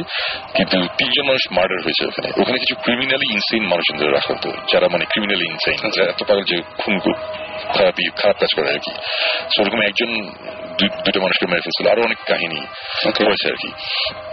তারপরে এটা একটা সময় বন্ধ করে দেওয়া হয়, কারণ এখানে অনেক উল্টাপাল্টা জিনিস হয়, মানুষজন এখানে যায় না, এটা পুরো অ্যাবান্ডেন্ড একটা প্লেস। এবং অ্যাসাইলামটা বিশাল বিশাল, মানে বলতে আমি বলবো এত বড়, মানে বিশাল, মানে মানে হ্যাঁ এক্স্যাক্টলি ওই ধরনের ক্যাসেল টাইপের একটা জিনিস। মানে প্যাসেজ গুলো বিশাল লম্বা, মানে প্যাসেজের এক সাইড থেকে দাঁড়ালে একটা লাস্ট মাথায় দেখা যায় না, এত দূরে, আর এমনি অন্ধকার আরো তো দেখা যায় না। সো হিউজ 4 তলা একটা বিল্ডিং। তো ওখানে গেলাম, যাবার পরে ওইটা দেখেই তমাল যে আমার সাথে গেছিল সেগুলো সময় ভাই খবর আছে, কিন্তু এটা কিন্তু দেখতেই কেমন লাগতেছে দেখেন। বললাম যে হ্যাঁ খুব ইন্টারেস্টিং হবে এটা, জোস। যাই হোক আমরা গেলাম, যাওয়ার পরে এখানে আছি আমরা 2 দিন ছিলাম, 2 রাত ছিলাম এখানে। সো ওরা খুবই ফ্রেন্ডলি, ওখানে ট্যাঙ্গো ছিল, স্টিভ ছিল, এমি ছিল, এরা সবাই ছিল। তো ওদের সাথে মানে কথাবার্তা হলো, আমরা 2টা টিমে ভাগ হলাম, হওয়ার পরে আমরা এদিক সেদিক যাচ্ছি, 1 তলা 2 তলা 3 তলা 4 তলা। সো ফার্স্ট ফ্লোরে যখন গেলাম, ফার্স্ট ফ্লোরে আবার বিল্ডিং কিন্তু কয়েকটা, একটা বিল্ডিং না 3টে বিল্ডিং মিলে, মানে এটা মানে পুরো ইউনিভার্সিটি ক্যাম্পাসের মতো একটা কথা আর কি। হ্যাঁ, কিন্তু অ্যাবান্ডেন্ট এবং পুরা ময়লা ভাঙাচোরা, কোনো ইলেকট্রিসিটি নাই। ইভেন এরকম কিছু প্লেস আছে যেখানে যাওয়া যায় না, ওখানে আটকানো, ওখানে কি দেয়াল টেল ভেঙে পড়তে পারে, মানে রিস্ক ফ্যাক্টর আছে অনেক আগের আর কি। হ্যাঁ, 1850 অনেক আগে, কত আগে। সো ফার্স্ট ফ্লোরে আমরা এই বিল্ডিং এ ঘুরলাম, এই বিল্ডিং এ ঘুরলাম, তেমন কোনো ইন্টারেস্টিং কিছু লাগছে না আমার কাছে। খুব প্রথম দিকে খুব বোরিং লাগছিল, যে আমার কাছে তখন একটা ইন্টারেস্টিং ব্যাপার যে ভোস্টান্ডার্সের সাথে ঘুরতেছি, মজা লাগছে, এটি ছিল একটা ব্যাপার। করতে করতে একটা রুমে গেলাম, একটা রুমে গিয়ে একটুখানি মানে একটা উইয়ার্ড একটা ফিলিং হচ্ছিল যে সামথিং ইজ রং এরকম একটা ব্যাপার। তারপরে আবার চিন্তা করলাম যে আসলে এগুলো তো আমরা মানে আগে প্ল্যান মানে চিন্তা করে এসেছি একটা কিছু রং থাকবে, সেটাই যেই কারণে হয়তো হচ্ছে, এটা হয়তো সিরিয়াস কিছু না। তো ফার্স্ট ফ্লোরের ব্যাপারটা অতটা পাত্তা দিয়ে নেই। এরপরে গেলাম সেকেন্ড ফ্লোরে। ওকে, সেকেন্ড ফ্লোরে যাওয়ার পরে ওখানে ঘোরাঘুরি করছি, সেকেন্ড ফ্লোর খুব বোরিং হচ্ছে আমার কাছে, মানে এতই বোরিং যে একটা বড় একটা বিশাল বারান্দা ছিল, আমি বারান্দা থেকে আমি সিগারেট খাচ্ছি, যেহেতু রেগুলার করে কি হবে এটা আর কি। এই করতে করতে হঠাৎ করে ট্যাঙ্গো একজন আছে, ওই যে আগে এক সময় ম্যাজিশিয়ান ছিল, এখন ঘোষ টান্টিং করে, খুব মজার পাবলিক। তো ট্যাঙ্গো এসে বলতেছে তুমি কি লিলির রুমে গেছো? আমি বললাম যে লিলির রুম এটা কি? তখন বললো যে আচ্ছা তোমাকে এটা বলা হয় না, লিলি নামে একটা মেয়ে এইখানে এই অ্যাসাইলামে ছিল, তার মেন্টালি ইয়ে ছিল আর কি। তো ও একটা রুমে থাকতো, তারপরে লিলির যখন 9 বছর বয়স সে ওখানেই মারা যায়। আচ্ছা, 9 বছর বয়সে। এবং তারপর থেকে অনেকেই লিলির রুমে নাকি ইউজুয়ালি মেয়েরা গেলে, মহিলারা বা বাচ্চা মেয়েরা গেলে নাকি লিলিকে মাঝে মধ্যে দেখে, লিলি নাকি ওখানে খেলে, বল আছে ওখানে, পুতুল টুতুল নড়াচড়া হয়, অনেকে নাকি দেখেছে একটা মেয়ে, একটা বাচ্চা একটা মেয়ে হাঁটাহাঁটি করছে। খুবই ইন্টারেস্টিং জায়গা, এবং ওখানে নাকি খুবই মানে প্রায় নাকি উল্টাপাল্টা জিনিসপত্র হয়। লাস্ট টাইম নাকি হয়েছিল, ওই এপিসোডটা আমি দেখিনি, তো আমি জানতাম না। তা আমি বললাম যে না এটা তো হয়, এটা তো শুনি নাই, তাহলে এখানে যাবো। তো এটা কোথায়? এটা আবার 1 তলায়। 2 তলা থেকে তখন আমরা 1 তলায় নামছি, এবং সিঁড়িগুলো খুব মানে সিঁড়িগুলো দেখলেই মনে হয় কি যে আমি এটা কোথায় আসছি, মানে কেমন জানি মানে উইয়ার্ড লাগে আর কি, মুভি সেটের মতো। হ্যাঁ, মানে হরর, হ্যাঁ আসলে এক্স্যাক্টলি হরর মুভি সেট। আমি এগুলো সাকিব একদিন বলতেছিলাম যে মানে কোন একটা হরর মুভি শুট করতে গেলে কোনো স্টেজ বানাতে হবে না, ওখানে গেলেই চলবে, এটা এত ইন্টারেস্টিং একটা জায়গা। আচ্ছা, তা 1 তলায় নামছি, গিয়ে রুমের মধ্যে গেলাম। ওকে, আমার গোস্টান্টাসের সাথে প্রথম সবচেয়ে ইন্টারেস্টিং এক্সপিরিয়েন্স বলি। রুমের মধ্যে আমরা বিশাল বড় একটা রুমের মধ্যে একটা ছোট একটা বক্সের মতন রাখা, সিন্দুক টাইপের একটা বক্স, ওখানে কিছু পুতুল টুতুল রাখা, কিছু বলটল রাখা, এগুলো এখনো রয়ে গেছে ওখানে ওরকম ভাবে রাখা। তা এই বলটল এগুলো পুরান হয়ে গেলে বা কিছু হলে তখন তারা আবার নাকি নতুন বলটল কিনে আবার এখানে রেখে দেয়। আচ্ছা, লিলির জন্য অনেকে নাকি দিয়ে যায় বলটল, এগুলো ওখানে অনেকে অনেক কিছু বিশ্বাস করে, আচ্ছা ওরা কিনে টেনে রেখে যায়। সো অনেক খেলনা এখানে। রুমটার মধ্যে কোনো মানে পুরো বিল্ডিং এ কোনো ইলেকট্রিসিটি নাই, সবকিছু বন্ধ। তা আমরা রুমটা বিশাল বড় একটা রুম, আমরা বসে আছি। আমরা তখন যেটা করলাম যে আমরা ওইখানে ছিলাম 5 জন 5 কোনায় বসলাম, মানে গোল করে আমরা বসলাম, মাঝখানে বিশাল বড় ফাঁকা জায়গা, মাটিতে বসে পড়লাম। বসে একটা বল নিয়ে সে বসে বসে ঠেলা দেয় আর কি, মানে আমি এখান থেকে একটা বলটা আছে, আমি তোমাকে দিচ্ছি, আমার মাটিতে বসা, বলটা গড়ি গড়ি তোমার দিকে যাচ্ছে, তোমাকে যাওয়ার পর তুমি মনে করো দিলা সাকিবকে, সাকিব তোমার লেফট সাইডে, তুমি আবার বলটা গড়ি গড়ি লেফটে গেল, এইভাবে আসতেছে যেতেছে ক্রিস ক্রস খেলা হচ্ছে আর কি। এগুলো হচ্ছে। আর এর মধ্যে ওই এমি যে মেয়েটা, এমি গোস্টান্টাসের, সে হঠাৎ করে কথা বলা শুরু করলো। সে বললো কি যে লিলি তুমি যদি এখানে থাকো, মানে ওর কথাবার্তা ছিল, তুমি যদি এখানে থাকো, কাম জয়েন আস, আমাদের সাথে খেলো। আমি বলছি কি ব্যাপার ডিরেক্টলি লিলি লিলা ডাকতেছে, কি আসবে নাকি মামার বাড়ি নাকি এটা, যে বললাম আসো খেলো, সে খেলবে। তা তখনও আমি কিন্তু বিরক্ত, আমি মনে মনে বলতেছি যে আচ্ছা হোসেনের সাথে ছবিটা তখন নিশ্চয়ই মনে হচ্ছে যে অনেক বেশি কিছু আমরা দেখেছি। হ্যাঁ আমরা 1.5 বছর অনেক ছোটখাটো অনেক জিনিস মিস করতেছে। সোনভাইনে গিয়েই প্রথমে আমাদের যেটা গতকালকে সোনভাই ফ্রেশ যে গল্প বলছিল যে একতলা প্রথমে প্রচন্ড বোরিং লাগছে সোনভাই, তা দুতলা গিয়ে দেখছে এটা আরো বোরিং। তখন সোনভাই কোথায় বলছে দূর এখানে কিছু নাই, হরার অবস্থা যে মানে সোনভাই বলছে হ্যাঁ নাই মানে হাউ ডু ইউ নো তোরা কোনো পাওয়ার টাওয়ার আছে নাকি? তোমাকে এগুলো সুপার পাওয়ার না, সুপার পাওয়ার নাই, বাট আমি অ্যাটলিস্ট বুঝতে পারি কোথাও যদি কোনো রকম ইমব্যালেন্স থাকে কোনো কিছুতে, আমি এটা বুঝতে পারি। ওরা আবার এটা থেকে খুশি, মানে এই টাইপের জিনিসপত্র। মানে আমি বলতেছি কি ব্যাপার, আমরা না আসছি ঘোষের ড্রেসের কাছে, ঘোষের ড্রেস তো আমাদের কাছে আসে না, কেন মানে ইয়ে লাগছিল আর কি। তো এনিওয়েজ ঘটনা যেটা সেটা হচ্ছে যে ফার্স্ট এনকাউন্টার আমরা খেলছি, মানে বল নিয়ে খেলা আর কি, মানে গড়ি গড়ে বলটা তোমার দিকে আসে যাচ্ছে। এক সময় ওই সাথে থেকে কে বলটা মেরেছিল আমার ঠিক মনে নেই, এক সময় একজনের নাম বলতেছি, বাট কেউ একজন বলটা মারছে আমার কাছে। সো বলটা সে আমার দিকে আসছে, হ্যাঁ সোজা গড়ি গড়ে সোজা বলটা আসছে।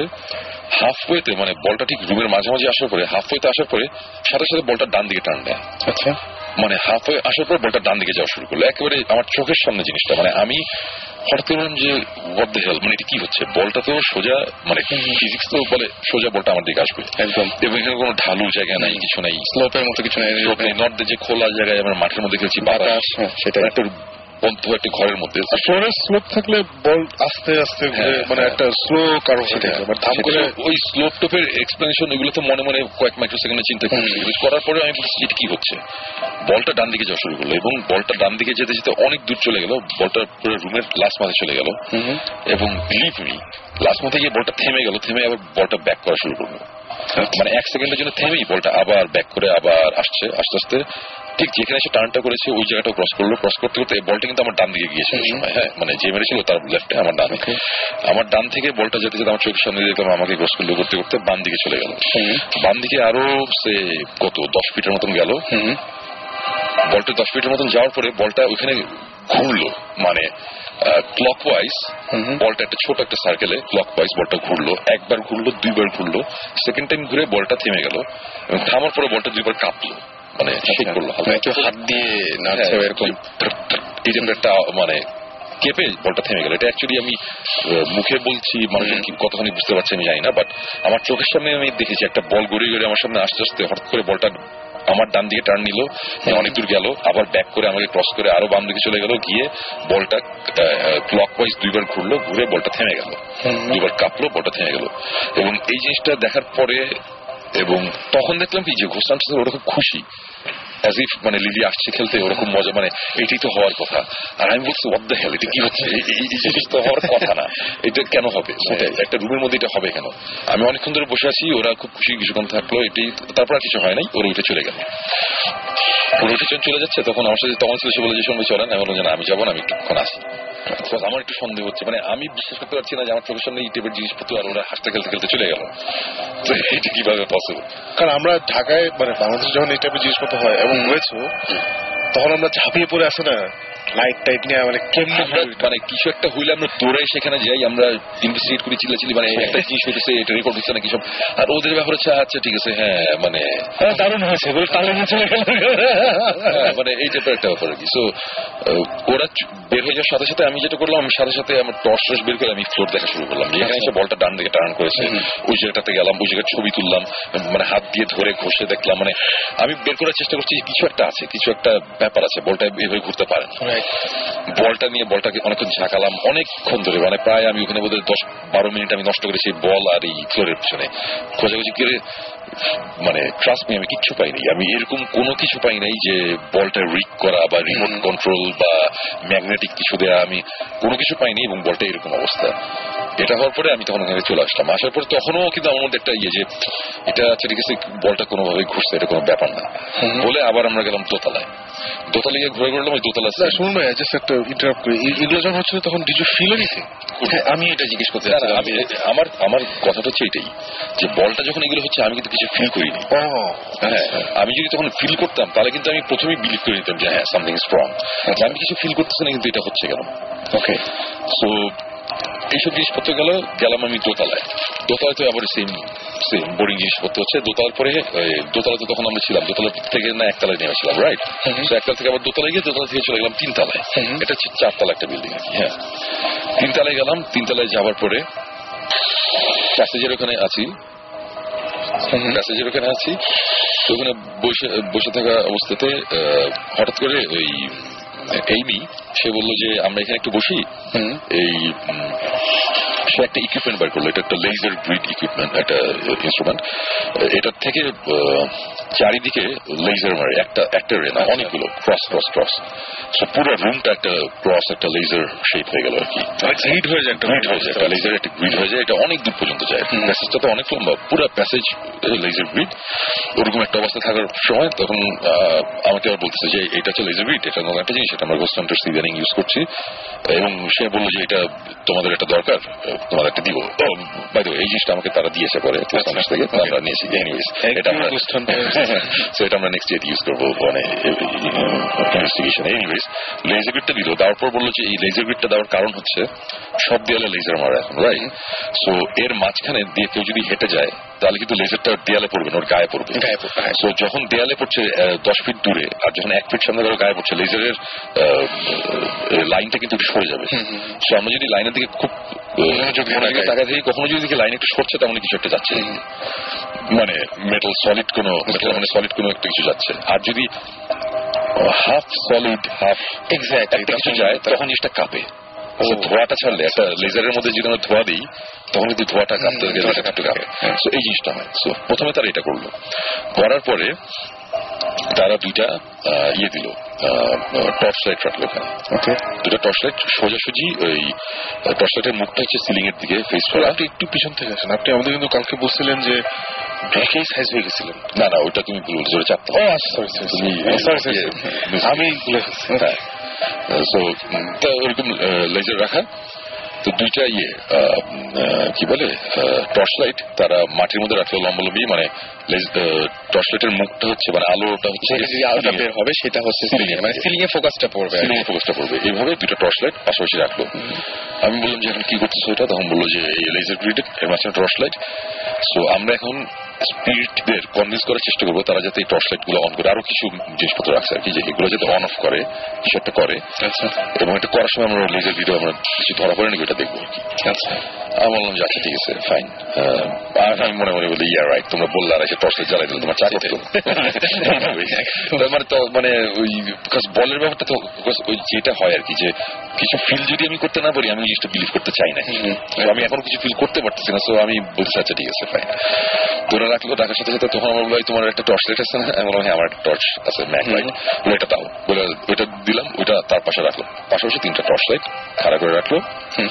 তারা টর্চ লাইট 3টা রেখা বসে তারপরে এই গল্প শুরু করলো। মানে সে মাঝে মধ্যে কথা বলে যে তোমরা যদি এখানে কেউ থাকো, আমাদের কথা যদি শোনো, তাহলে তোমরা এখানে আসো, যে টর্চ লাইট রাখা আছে, লেজার বিট রাখা আছে, তোমরা একটা কিছু নাড়াও, একটা কিছু করো, সো দ্যাট আমরা বুঝতে পারি যে তোমরা এখানে আছো।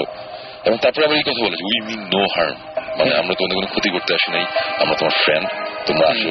মানে আমি বলছি যে আমরা যখন এখানে করি আমরা উল্টা আমরা বুঝানোর মানে উল্টা করি আর কি। ওরা আমরা চাই এখানে না থাকুক বা চলে যাক, চলে যাক না, মানে আসো। বাট মানে এরা বলতেছে যে আমাদের ভয় পাওয়ার কিছু নেই, আর আমাদের ভয় পাওয়ার কিছু নেই, এটা কেমন করছে?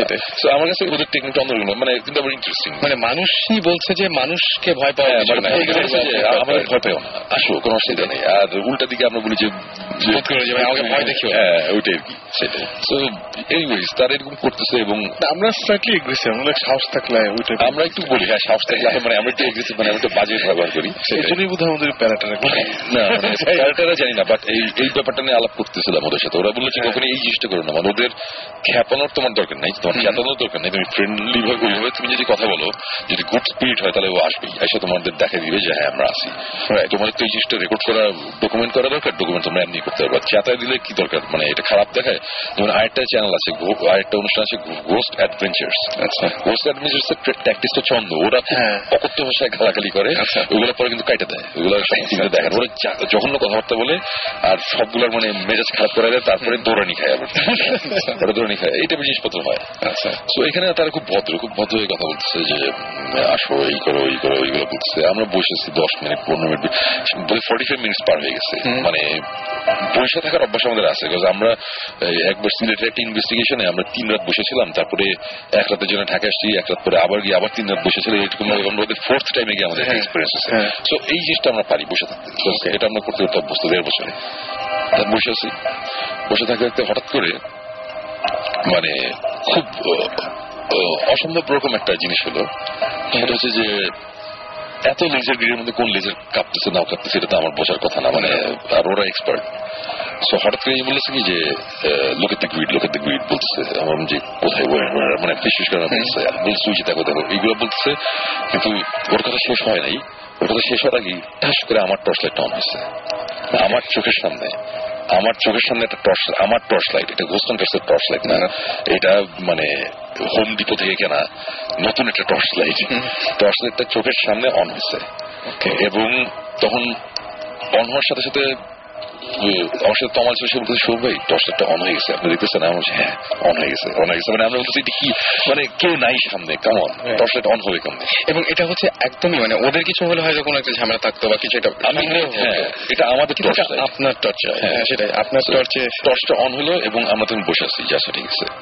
তখন এমনি বলে কি যে এই টর্চটা অন হয়ে গেছে, আমরা বুঝতেছি সে জোরে জোরে বলতেছে এটা ম্যাল ফাংশনের কারণেই হতে পারে। সো টর্চটা যদি অফ হয়ে যায় তাহলে বুঝবো যে একটা কিছু আছে। ওর কথা শেষ হয়নি, টর্চ লাইট অফ হয়ে গেছে, মানে কথাটা শেষও করতে দেয়নি, টর্চ লাইট অফ। তারপর বলতেছে কি যে পাশে একটা পার্পল কালারের একটা টর্চ লাইট ছিল, এটা ওদের বলছে পার্পল টর্চ লাইটটা যদি জ্বলে তাহলে খুব ভালো হয়, তোমরা একটু পার্পলটাও জ্বালাও, তাহলে আমরা বুঝবো, আমরা পুরো শিওর হবে এটা তোমরা একটু জ্বালাও। মানে ওরা পুরো মানে নর্মাল ফ্রেন্ডের মতন, যে এই বাংলাদেশ থেকে এসেছে এত দূর থেকে আমাদের দেখতে আসছে, তোমরা একটু কিছু করে দেখাও। মানে এখন অ্যাজ ইফ মানে বাসায় গেছি, হ্যাঁ মা তুমি গান গাইতে পারো একদম, হ্যাঁ মানে আমি খুব অবাক এবং বিশ্বাস করবো না, চোখের সামনে পার্পল টর্চ লাইট অন হয়েছে। এবং আমি তখন বলেছি যে এগুলো কি হচ্ছে, মানে ওইটাই আমি বলছিলাম যে এটা যদি ওদের টর্চ লাইট হতো, ওদের জিনিস হতো, এটা আমি পাত্রে দিতাম না, আচ্ছা ঠিক আছে এগুলো বহুত হচ্ছে, এগুলো বুঝি, আমরা হাইটেক।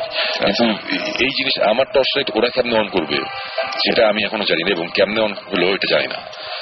এই একটা ইনসিডেন্টের পরে তারপর থেকে আমি, তখনও কি আপনি কোনো কিছু ফিল করছিলেন না? তখনও আমি অ্যাকচুয়ালি কিছু ফিল করতেছি না। আচ্ছা, আমি দেখে একটু অবাক হয়েছি যখন ওই টর্চ লাইট অন অফ হয়েছে, তখন আমি বলতেছি যে এটা কি হচ্ছে, এরকম একটা জিনিস। আচ্ছা, এসব জিনিস হচ্ছে, হওয়ার পরে আচ্ছা ঠিক আছে ফাইন, 3 তলায় আমরা অনেকক্ষণ ছিলাম, থাকার পরে 3 তলায় অনেকক্ষণ আসি, থাকার পরে আমরা এখন করবো 4 তলায় যাবো। তো 4 তলায় যাইতে যেতে আমার স্টিভ বলতেছে যে 4 তলাটা হচ্ছে খুব বাজে, আমার 4 তলায় ইউজুয়ালি যেতে ভালো লাগে না। আচ্ছা, আমি বলি যে এরা বলতেছে 4 তলায় যেতে ভালো লাগে না, এটা কেমন হতো, এটা কেন কিসে ওই না তেমন কিছু না, বাট মানে আই ফিল আনকমফোর্টেবল। আচ্ছা, whenever I been there, মানে it was different. আচ্ছা ঠিক আছে ফাইন, 4 তলায় কি হবে, মানে আমি ততক্ষণে মানে ভয় পাইতেছি, একটু অবাক হচ্ছি, কিন্তু তারপরে একটা কিন্তু মানে এটা একটা বড় একটা টিভি চ্যানেলের লোকজন, এদের কাজ হচ্ছে ম্যাজিশিয়ানের মতন ম্যাজিক দেখানো বা ভয় দেখানো। সো এদের হয়তো বা হাইটেক অনেক কিছু আছে যেগুলো আমাদের নাই। সো মানে একটা কোশ্চেন কিন্তু তখনও ছিল। Okay, but the minute I stepped into it, মানে 4 তলার আমি ফ্লোরে পাটা দিলাম, পাটা দেওয়ার সাথে সাথে আমি বুঝলাম যে something is very wrong here. এবার আপনার ফিল করতে, এবার আমি মানে আমি এতটুকু বলবো যে আমি লাইফে অনেক জায়গায় গেছি, অনেক এক্সপিরিয়েন্স হয়েছে। এই যে একটু আগে বলছিলাম কাছে থেকে শ্মশানঘাটে গেছিলাম। সো অনেকভাবে ভয় পেয়েছি, বা অনেক সময় মনে হয়েছে যে অনেক কিছু আছে এখানে। এইটাই আমরা একটা যে খুলনা ডিভিশনে যে বাসা, ওই বাসায় আমরা গিয়েও অনেক এক্সপিরিয়েন্স হয়েছে, বাট সবকিছুতেই যাওয়ার পরে সাথে সাথে না, মানে একটু টাইম নেয় বা একটু কেমন জানি অস্বস্তি লাগতে থাকে, তার আস্তে আস্তে বাড়তে থাকে। বাট দ্য মিনিট মানে আমি 4 তলায় আমি জাস্ট পাটা দিয়েছি ফ্লোরের মধ্যে, মানে আমি স্টেপ অন ইট, মানে আমার মনে হয়েছে যে সামথিং ইজ ভেরি রং, মানে 4 তলাটা প্রবলেম আছে। মানে সাথে সাথে আমার মনে হচ্ছে যে খুবই খারাপ একটা জায়গায় আমরা আছি, এই জায়গাটা ভালো না। আমি জানি না কেন আমার এটা হয়েছে, বাট এটা হয়েছে seriously, I am not joking, I am not kidding. এটা আমার এখানে কনভিন্স করার কিছু নাই। যাদের বিশ্বাস করা করবে, যারা করবে না, বাট আমি ফিল করেছি যে something is very wrong here. এবং ওই সিঁড়ি দিয়ে আমরা প্যাসেজটাতে উঠলাম। প্যাসেজে ওঠার পরে আমরা সিঁড়িটা দিয়ে যেখান দিয়ে উঠলাম ওটার ডান দিকে, মানে আমরা মাঝখানে উঠেছি বিল্ডিংটার। সো ডান দিক দিয়ে প্যাসেজের লাস্ট মাথা আছে, বাম দিক দিয়ে প্যাসেজের লাস্ট মাথা আছে। আমরা মিডল একটা জায়গা দিয়ে সিঁড়িতে চারটায় উঠলাম। ওঠার পরে আমি জাস্ট ডান দিকে তাকিয়েছি, মানে আমি সিঁড়িতে প্যাসেজে উঠলাম, ওঠার পর একটা লম্বা একটা প্যাসেজ, মানে লম্বি। তো আমি ডান দিকে তাকিয়েছি লাস্ট মাথা পর্যন্ত। তাকানোর সাথে সাথে মানে মাঝখানে না কিছু কি বলবো দরজা আছে। আচ্ছা, মাঝখানে বেশ কিছু লোহার দরজা, মাঝখানে দরজার ফাঁক দিয়ে আবার একটা সহজ জানালা। ওই সেটটা দেখা যায় আর কি, ওই সাইডে কি দেখা যায়। তো এই চারতলাটাতে, আচ্ছা চারতলার আরো কিছু কাহিনী আছে। এই আসলে ক্রিমিনালি ইনসেন্ট কিছু লোকজনদের রাখা হতো, যারা এত বেশি ইনসেন্ট তার ক্রিমিনাল অ্যাক্টিভিটিস, মানে মানুষজন মারতো, এই করতো, ক্ষতি করতো। পুরো বদ্ধপাগল যাদের বলে আর কি, যাদের ওই যে বেরি দিয়ে বা চারতলা একটা সেকশন আছে, ওখানে ওদের রাখা হতো। এবং একটা লোক আরেকটা পেশেন্টকে ওই প্রচন্ডভাবে মারতে অজ্ঞান করে ফেলে, তারপরে মাটিতে ফালানোর পরে একটা স্টিলের খাট ছিল, খাটের পায়া দিয়ে মানে খাটটা দিয়ে বাড়ি দিতে ওর মাথা পুরা থাতলায় ফেলছিল আর কি। এইভাবে মারছিল একজনকে, তারপর আরেকজন আসলে ওকেও স্ট্যাপ করছিল। মানে অনেক বাজে ঘটনা আছে এখানে। তো এই জায়গাটা এমনি একটু অন্যরকম। এই ঘটনাগুলো অ্যাকচুয়ালি আমি শুনেছি পরে, তখন জানতাম না, যখন ঢুকছিলাম আর কি চারতলায়। সো ঢোকার পরে চারতলায় আমি জাস্ট ডান দিকে তাকানোর সাথে সাথে আমার মনে হয়েছে অনেক দূরে, মানে প্যাসেজের লাস্ট মাথায় আমি একটা কিছু দেখছি, মানে গ্রিন কালারের সবুজটা মানে ড্যাম্প টাইপের সবুজ না, বেশ ব্রাইট উজ্জ্বল ধরনের সবুজ, লেজারের মতো অনেকটা এরকম ধরনের। জোনাকির চেয়ে ঘোলা, একটু ঘোলা, এটা তার টাইপের। এটা বেশ ব্রাইট, এটা আমি ঠিক বুঝতে পারছি না, বেশ ব্রাইট। একটা আলো না, কি বলবো, অনেকগুলো মানে একটা না, প্রায় 12-14টা ছোট ছোট আলো টাইপের। মানে 12-14টা জোনাকি পোকা যদি অনেক ব্রাইট হতো, অনেক সবুজ হতো, এবং তারা যদি প্রচন্ড ফাস্ট উড়াউড়ি করতে পারতো, তাহলে যেরকম একটা জিনিস হয়। ওকে, ভয়ঙ্কর ভাবে লাফালাফি করছে আকাশের মধ্যে, মানে প্যাসেজের মধ্যে লাস্ট মাথায়। আমি ওটা দেখেই আমি জাস্ট আমার স্বভাব অভ্যাসবশত আমি দৌড় দিচ্ছি এখানে দেখার জন্য জিনিসটা কি, আমার এটা বের করতে হবে। ইউজুয়ালি কি হয় যে এরকম দিকে একটা জিনিস দৌড় দিই, সাথে সাথে জিব্রান আর সাকিব দৌড়ে আসতে থাকে সামনে, এরকম একটা ব্যাপার থাকে। কিন্তু আমি যখন দৌড়ানো শুরু করলাম বুঝলাম আমার সাথে কেউ নাই, এখানে তো ভোট স্ট্রিপ নাই, আমি একা। আমি দৌড়াইতে আমার পাশে তমাল ছেলে ছিল, আমি তমালকে জাস্ট বলছি, তমাল তুমি দেখছো? তমাল বলে হ্যাঁ সময় দেখছি। আচ্ছা, আমি দৌড়েছি, তমালের সময় থামেন, কেউ নাই, থামেন। আমি তো তখন দৌড়ে অনেকখানি চলে গেছি, দেখলাম যে তমালও আসতেছে না। ঠিক ওই সময় স্টিভ দূর থেকে কোথা থেকে যে দৌড়ে আসতো, আইসা বললো যে মানে সেও দেখছে আর কি। আমরা দুজনই তখন দৌড়, ওর হাতে ক্যামেরা, ও দৌড়াচ্ছে, আমি দৌড়াচ্ছি। দৌড়ে লাস্ট মাথায় গেলাম, লাস্ট মাথায় যাওয়ার আগেই লাইটটা নাই, হঠাৎ করে নাই, রাস্তা পুরোপুরি ভ্যানিশ, লাইটটা নাই। আমরা ওখানে দাঁড়াইলাম, বললাম যে এটা কি, বলে যে এর আগের বার যখন আমরা আসছি আমাদের বেশ কিছু এক্সপিরিয়েন্স আছে, বাট এই জিনিসটা আমরা আগে কখনো দেখিনি, এটা আমরা ফার্স্ট দেখলাম। এটা প্রথম কি হলো, তো ডকুমেন্টেশন কতখানি হয়েছে জানি না, বাট যতখানি হয়েছে মানে ওরা খুব একটা খুশি না যে পুরোপুরি হয় জিনিসটা ভিডিও করতে পারেনি। বাট এটা নিয়ে আমরা তখন অনেকক্ষণ কথা বলতেছি, এবং ততক্ষণে কিন্তু আমি এতটুকু টের পেয়ে গেছি যে এই ফ্লোর মানে এই ফ্লোর একদমই নিরাপদ না আর কি, মানে ওই টাইপের এই ফ্লোরের প্রবলেম আছে। তো তখনই অ্যাকচুয়ালি আমি কথা বলা শুরু করলাম যে এই ফ্লোরে কি হয় না হয়। তখন আমাকে বললো যে এখানে ক্রিমিনাল ইনসিডেন্টদের রাখা হতো, এখানে এইভাবে 2টা মার্ডার হয়েছিল একটা রুমের মধ্যে, ওই রুমের মধ্যে এই হয়েছে। তারপরে যে রুমের মধ্যে মার্ডার, ওই রুমের মধ্যে ঢুকলাম। ঢোকার পরে আমরা তো সব রুমে যে ছবি তুলতেছি, হ্যাঁ, তো ওই রুমের ওই ডিজিটাল ক্যামেরায় ছবি তুলতো, ওই রুমে ছবি তুললো। ছবিটা হচ্ছে আমি আর হচ্ছে তমাল ছেলেটা, সে আর ছবিটা তুলতেছিল হচ্ছে গিয়ে স্টিভ। তো আমার সাথে ট্যাঙ্গো আরেকজন আছে, আমরা 3জন দাঁড়ায় আছি। তো ছবি তুললে তুইটা সে একটা মুখ দিয়ে একটা বাজে ভাষা বললো যে ওয়াট দ্য হেল টাইপের একটা জিনিস বললো, যে হেল বলে নেই, অন্য জিনিস বলতে বললাম যে কি ব্যাপার, বলে যে ছবি আসেনি। বলে দেখলাম যে পুরো সাদা, মানে ছবিটা হচ্ছে ওভার এক্সপোজ হয়ে যেটা হয়, পুরো সাদা একটা ছবি আসছে। আমি বললো যে আবার তুলো, সেকেন্ড টাইম ছবি আসলো না, থার্ড টাইম ছবিটা, এটা তো অটোমেটিক ক্যামেরা ছবি উঠছে, ভুলার কথা না। তো 2-3বার হলো, এবং ওই যখন ওভার এক্সপোজ 2বার ছবি হলো, হওয়ার সাথে সাথে দেখলাম সবাই সবার দিকে তাকাচ্ছে। আমি বললাম যে তারা নিজেরা একটা কিছু করতেছে, যে সামথিং ইজ রং। এবং ওই টিমের বাকি ছিল যে ওদের ওয়্যারলেস করলো, ওরা আবার আসলো, তখন আমরা আবার ওই 6-7 জন আমরা একসাথে হয়ে গেলাম। হওয়ার সাথে সাথে তারা দেখলাম যে এখানে ওই যাবতীয় ইকুইপমেন্ট বসানো শুরু করছে। আমি তখন বললাম যে এটা কি হতেছে, ওরা ততক্ষণ ইলেকট্রোম্যাগনেটিক ফিল্ড সব বের করে মাপা শুরু করছে, যে বললো যে এখানে প্রবলেম আছে। আমি বললাম যে এই এতক্ষণে পাইছে, আমি বললাম যে এই জিনিসটা আমি তোমাদের বলতেছি যে 4 তলায় প্রবলেম আছে, আমি তোমাদের 1 তলা 2 তলা 3 তলা ভুয়া, এখানে কিচ্ছু না, ওই এক জায়গায় খালি বল নড়ছে কি নড়ে নাই, ওই লাইট জ্বলছে কি চলে নাই, আমি বুঝি না, এগুলা হয়েছে, কিন্তু এইখানে কিছু আমি এখন ফিল করতেছি, এতক্ষণ আমি কিছু ফিল করিনি। ওকে, ওই টিমও তখন সিরিয়াস হয়ে গেছে, আচ্ছা ঠিক আছে এই ব্যাপার হাবি যাবি এগুলো হইতে হইতে তারপরে আমরা যেটা করলাম যে আমরা ভৌতিষ্ঠ যেটা করি এরাও ওটা করে, দেখলাম যে 2 ভাগে ভাগ হয়ে গেল, আলাদা 2 ভাগ হয়ে গেলাম। এক ভাগে হচ্ছে আমাদের সাথে ছিল হচ্ছে স্টিভ আর আরেকটা ছেলে, ওই ঘোস্ট হান্টার্স এর টাইপের কেউ, মেন কেউ না, ছিল এমি আর ট্যাঙ্গো। আচ্ছা, ওরা ছিল ঘোস্ট হান্টার্স এর, বাকি 2 জন ছিল আমাদের এই টিমের মধ্যে। আমরা এখানে বসেছি, আমরা কথাবার্তা বলতেছি, আলাদা হয়ে গেছে, আরেকটা টিম আলাদা। তা ওই 4 তলার প্যাসেজের ওইখানে আমরা বসা, মাটির মধ্যে বসলাম, বসে আবার বসে থাকতে থাকতে ওরা কথা বলা শুরু করলো যে ততক্ষণে কিন্তু সবকিছু মোটামুটি